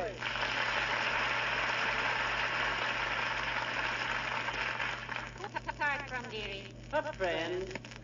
What friend? I don't know. That's all the signature there is. A friend. Well, what does it say? It says, why don't you rake the leaves off your front lawn? Are you trying to make a slum of this neighborhood? Signed, a friend. Fine friend. Do you recognize the handwriting? It ain't hand-wrote, it's typewritten. I mean, it ain't hand-written, it's typed. No, I mean, what I mean... I know. Yeah. Yes, I know. Typewritten. And, while I believe that sending anonymous letters is a cowardly, cheap, and awful thing to do, why don't you rake the leaves off the lawn? Fertilizing. What? Why? I'm leaving them there intentionally. Let the snow cover them and let them rot. Next year we'll have the finest lawn in the neighborhood. Well, yes, there's that. And then, too, if you let those leaves lie there a few thousand years, you'll have it kind of cold. What are those two letters? I haven't opened them yet. This one's kind of heavy. I wonder what... Oh, my goodness, a chain letter. What's the other one? Well, let me see here. Oh, well, that'll be it. Hey, this is from my cousin Ernest. Oh? My gosh, I haven't seen old Ernest since, well, way before the... Oh, it was long before the... Come to think of it, I don't even know Cousin Ernest. Must be one of the West Side McGees. The what? The West Side McGees. Oh, I guess I never told you about the family feud. No. You see, in 1876, my great-great-grandfather... My great-great-grandfather, Patrick Henry McGee, he got accidentally locked in the smokehouse for 3 days, you see? And when he got out, he was so dark, my great-great-granduncle, McIntosh McGee, smacked him with an axe thinking he was an Indian. That kind of split the family up. Yes, I can see how it would. But I never was one for family quarrels. What does Cousin Ernest say? Oh, he's coming to visit us for a few days. When? Oh, we got lots of time to get ready for him. He won't be here till the 23rd. Fine, that'll give me time to clean the guest room. McGee, this is the 23rd. What? It is? Well, gee whiz, I gotta get busy. Got to get a guest card to the Elks Club. And got to line up a couple of poker games, prize fights, and got to see... Hello there, Alice. Hello, Mrs. McGee. Mr. McGee, any help from me? Just a letter from the airplane plant, Alice. They said they hate to see you leave their employ and wish you good luck and enclosed your final paycheck for $39.18. McGee, did you open Alice's letter? Why, certainly not. I was just seeing who it was for, and I happened to be lighting a cigar at the same time. I happened to get the letter between me and the lighted match, and I read the whole thing before I realized what I was doing. Yes, he was so absent-minded about it, Alice. He had to light 3 more matches before he could make out the amount of the check. Oh, that's all right, Mrs. McGee. Some people might think he was a nosy little snoop, but I know it was just a friendly interest. Hey, don't make too many social commitments for the rest of the week, kid. I may want to arrange a few dates for my cousin Ernest. He's coming to visit us. Maybe he's married, McGee. Oh, I doubt if Ernest is married. None of the West Side McGees ever got married until late in life. Cousin Hubert didn't get married till he was 87. Yeah, and he married a kid of 65. Everybody said he was silly marrying a girl 22 years younger than himself. But they were very happy until he died 20 years later. Broke his neck falling off his polo pony. Well, what does your cousin Ernest look like, Mr. McGee? Frankly, Alice, I don't quite remember Cousin Ernest. But all the West Side McGees were good looking. My great-uncle Folsom used to pose for Colorado. Creepers, really? Yes, indeed. Then the harness business folded up and he had to go to work. You keep a few evenings open this week, Alice. I think you'll like Cousin Ernest. If he's like the rest of them West Side McGees, he'll keep you out dancing till the cows come home. I used to go with a boy like that. He kept me out dancing till the cows came home and then got sore because I wouldn't help him with the milking.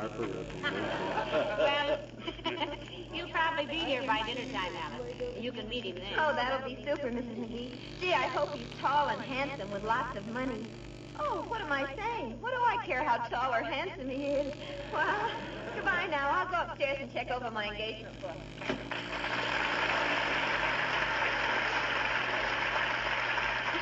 Well, I do wish I knew more about your cousin Ernest, dearie. I'd like to know what to cook for him and everything. Well, in the first place, he must be my second cousin. He's one of Aunt Lucy's boys, and she's a second cousin to Annie Hobo. Oh? There's a lot of dough in that branch of the family.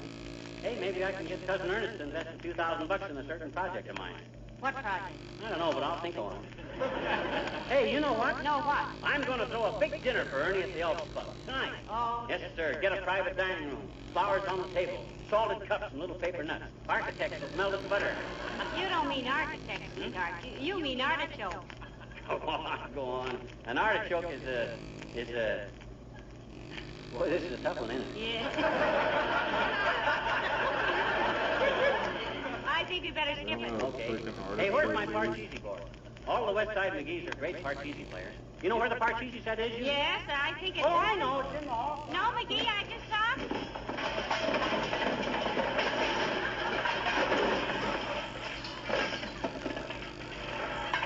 Upstairs on the table in the hall. Incidentally, remind me to straighten out that closet one of these days.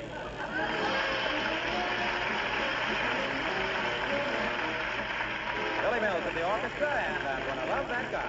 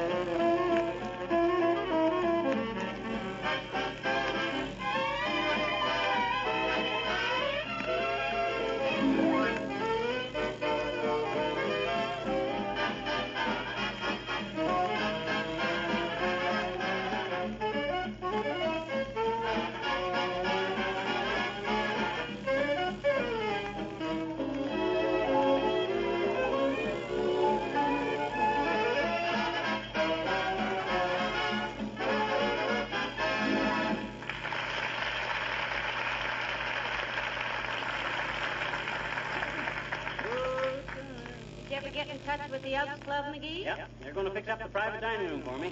Going to have squab, corn on the cob, architects with melted butter, artichokes with melted butter, and crepe Suzette for dessert. Isn't squab pretty expensive? The chef's a friend of mine. He's giving me a special rate. He raises homing pigeons, and they lost their last 6 races.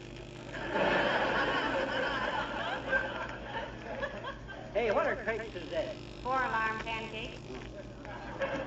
Who are you inviting to this clam bake party? Oh, just a few ultimate friends. Mayor of Trivia, Alice Darling, Doc Gamble, Wilcox, Old Lady Carstairs, and you, of course. Well, thank you. It's nice to be numbered among your intimate friends. I'd hate to think we've just been casual acquaintances all these years. Oh, I gotta have you there. Somebody's got to insist that I make a speech. Right after the dessert, you say, I think we ought to have a few words from our host. Okay. And I kind of blush, and everybody will applaud, and then I'll get up, kind of bashful, and make a brief speech. An hour and a half or so. I got it all wrote out. Well, it'll be worth the entire expense of this thing to see you blush, McGee. Oh, well, that's easy if you know how. Just hold your breath a few minutes, then as you let... Come in. Oh, hello, Dr. Gamble. Hello, Molly. And how are you, egghead? Fine, butcher boy, fine. Hey, Doc, what are you doing tonight? What I usually do, make my rounds at the hospital, answer a few phone calls about whether or not it's all right to eat lobster and ice cream at the same meal, conduct my regular classes for amateur fathers in baby burping, then go to bed for a well-earned rest, which I won't get because some dimwit picks the hour of 4 a.m. to light a match to look into his gas tank. Well, is it all right to eat lobster and ice cream at the same meal, Doctor? It is a matter for individual research, my dear. I've done it and loved it. But I happen to have a digestive apparatus designed by the Bethlehem Steel Corporation. The reason I asked what you were doing tonight, Pasteur, I'm having a special dinner at the Elks for my cousin Ernest. I'd like to have you there. Not on account of your personality, but just in case somebody chokes on a bone. Thank you, my boy. I'll be there if I can make it. Don't get annoyed if I'm called away in the middle of the salad course to usher a new little vital statistic into the world. Have I met Cousin Ernest? No, and neither have we, Doctor. He's coming to visit us for a few days. Oh, well, it'll be nice to meet him, particularly if he hasn't... I'll get it. 79 Whistle Vista, Molly McGee speaking. Who? Yes, he's right here. For you, Doctor. Thanks. Gamble speaking. Who? Oh, yes. Well, I'll be right over and take care of it. Just don't worry about it. Yes, right away. You'll excuse me, folks. Got to make an emergency call. Oh, something serious, Doc? Yes, I've got to show a woman how to remove stains from a rug. Well, that's an unusual thing to ask a doctor, isn't it? No, that was Mrs. Staines calling. Her husband's pie-eyed again. See you at the Elks, McGee.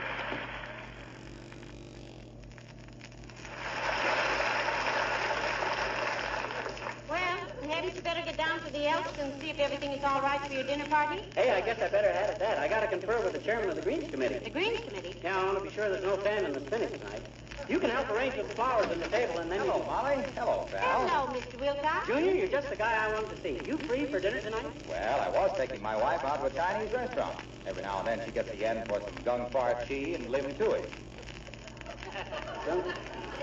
Well, looky, Junie. I got a cousin coming for a visit, and I'm throwing a little marshmallow roast at the Elks.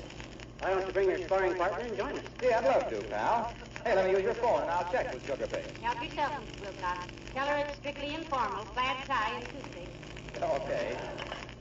Hello, operator. Give me Westwood 00001. No, somebody would get a low number like that.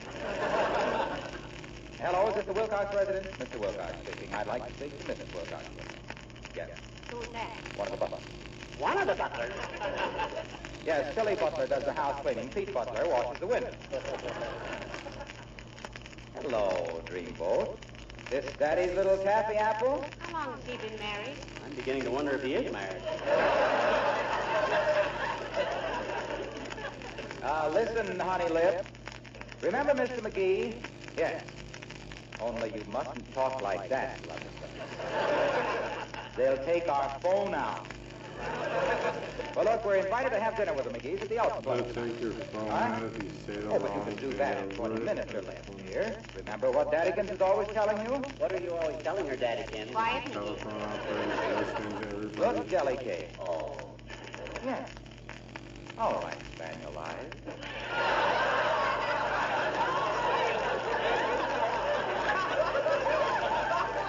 Goodbye. What?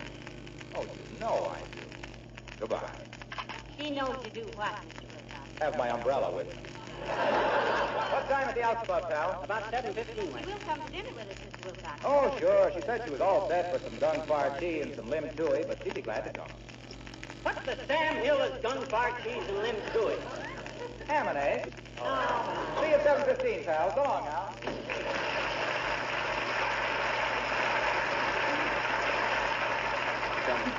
Never mind them, dearie. We better be getting downtown. Yeah. Your cousin Ernest might be here any minute.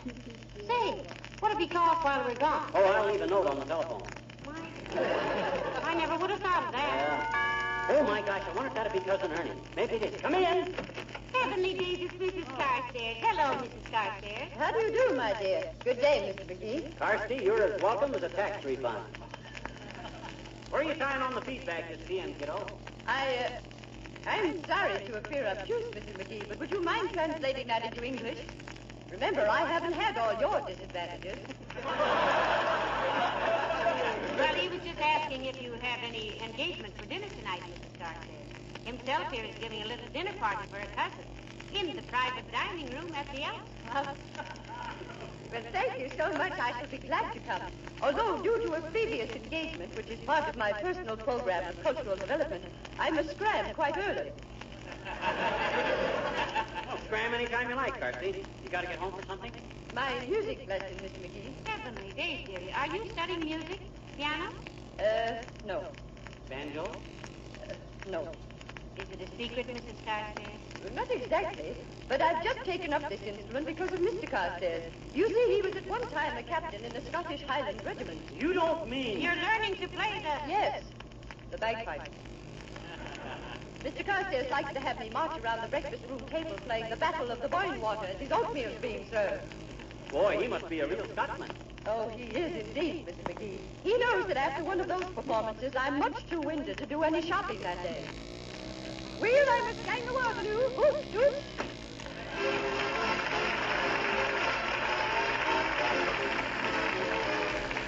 The King's Men sing Our Kiss Goodnight. Oh, question, when it's time to part and the good night starts, why is it always like this? Is there a reason why every scheming guy wants to end with a kiss?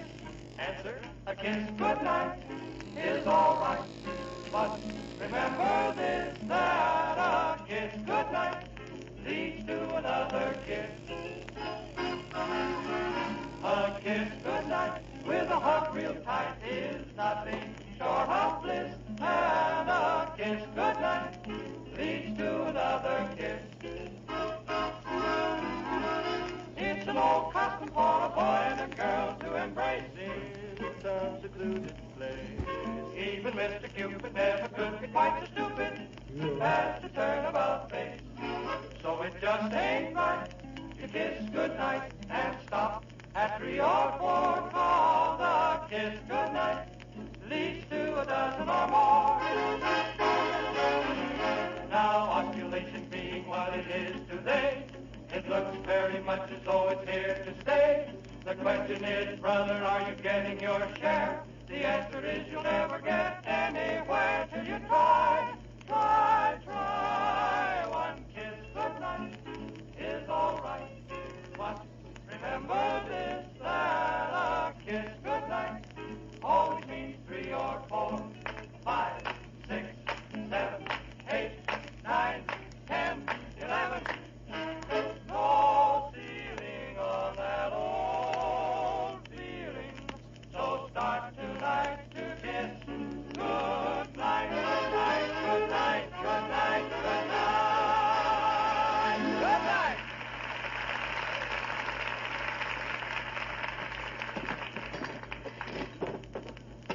All right, boys. I need one more chair on this side of the table. that's it. Hey, Joe, that second place on the left there hasn't got any butter knife. So what? He won't have any butter. Oh, okay. Well, how does everything look, Molly? Very handsome, McGee. Who arranged that floral centerpiece? I did. You like it? Quite beautiful. Those are lovely roses. Yeah. Artificial ones would have been prettier, but there's a paper shortage, and I had to get real ones. Hey, Joe, how about ashtrays? Oh, forget it. Everybody stubs out their butts in the coffee saucers anyway. Okay. Now, let me see. I wish I knew what kind of cigars Cousin Ernest smokes. I'd get a couple of boxes. Look, dearie, I don't want to be a damp Afghan, but, aren't you going a little overboard for a cousin you never saw? Nothing is too good for a McGee, Snooky. By George, if I can't welcome my own blood cousin and such... Hey, Joe. Yeah? What kind of wine you serving with the fish course? There ain't any fish course. What kind of wine would you serve if we had a fish course? Applejack. My choice, exactly. I want to do this thing right, Molly. After all, Cousin Ernest may be a kind of a connoisseur. Incidentally, isn't it about time you were hearing from Cousin Ernest if he's coming? Oh, didn't I tell you? Doc Gamble said he'd pick him up at the station. Oh, how will Dr. Gamble know him? Well, Doc's wearing a carnation in his buttonhole. Oh? That way, Cousin Ernest will... Hey, Joe. Now what? We going to have a bus boy tonight? Yeah, he'll be a little late. How come? Missed his bus. Now, let me see. Napkins, place cards, celery, and all. Oh, McGee, here comes Mayor Trivia. Hello, Mr. Mayor. Hello, Molly. I got your invitation at my office, McGee. As I was going by here, I thought I'd drop in and tell you I'd accept with pleasure. Well, Trivia. This is in honor of my Cousin Ernest. You'll be seeing a lot of him the next few days. Poker games, golf, bowling, and all stuff like that there. We're going to have broiled squab, Your Honor. You like squab? Oh, very fond of it, Mrs. McGee. Didn't have much of that stuff in the Solomon Islands. Eh, La Trivia? Yes, but we call it by the native term. What was that, Mr. Mayor? Spam.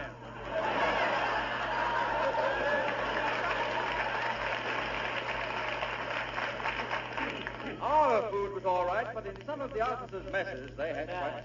Some of the what, La Trivia? In some of the officers' messes, they had... Isn't that just sour grapes, Mr. Mayor? Isn't what just sour grapes, Mrs. McGee? The fact that you weren't allowed to eat with the officers don't give you any right to call their food a mess, does it? It is not sour grapes. Mess is the correct term for the officers' dining room. Well, even sweet grapes can make quite a mess, I'll say that. But you'd think the officers would be a little more fussy than to make a mess in their own... They didn't make a mess. It was a mess. Well, who made it? It's always a mess. I mean, in the service, the eating quarters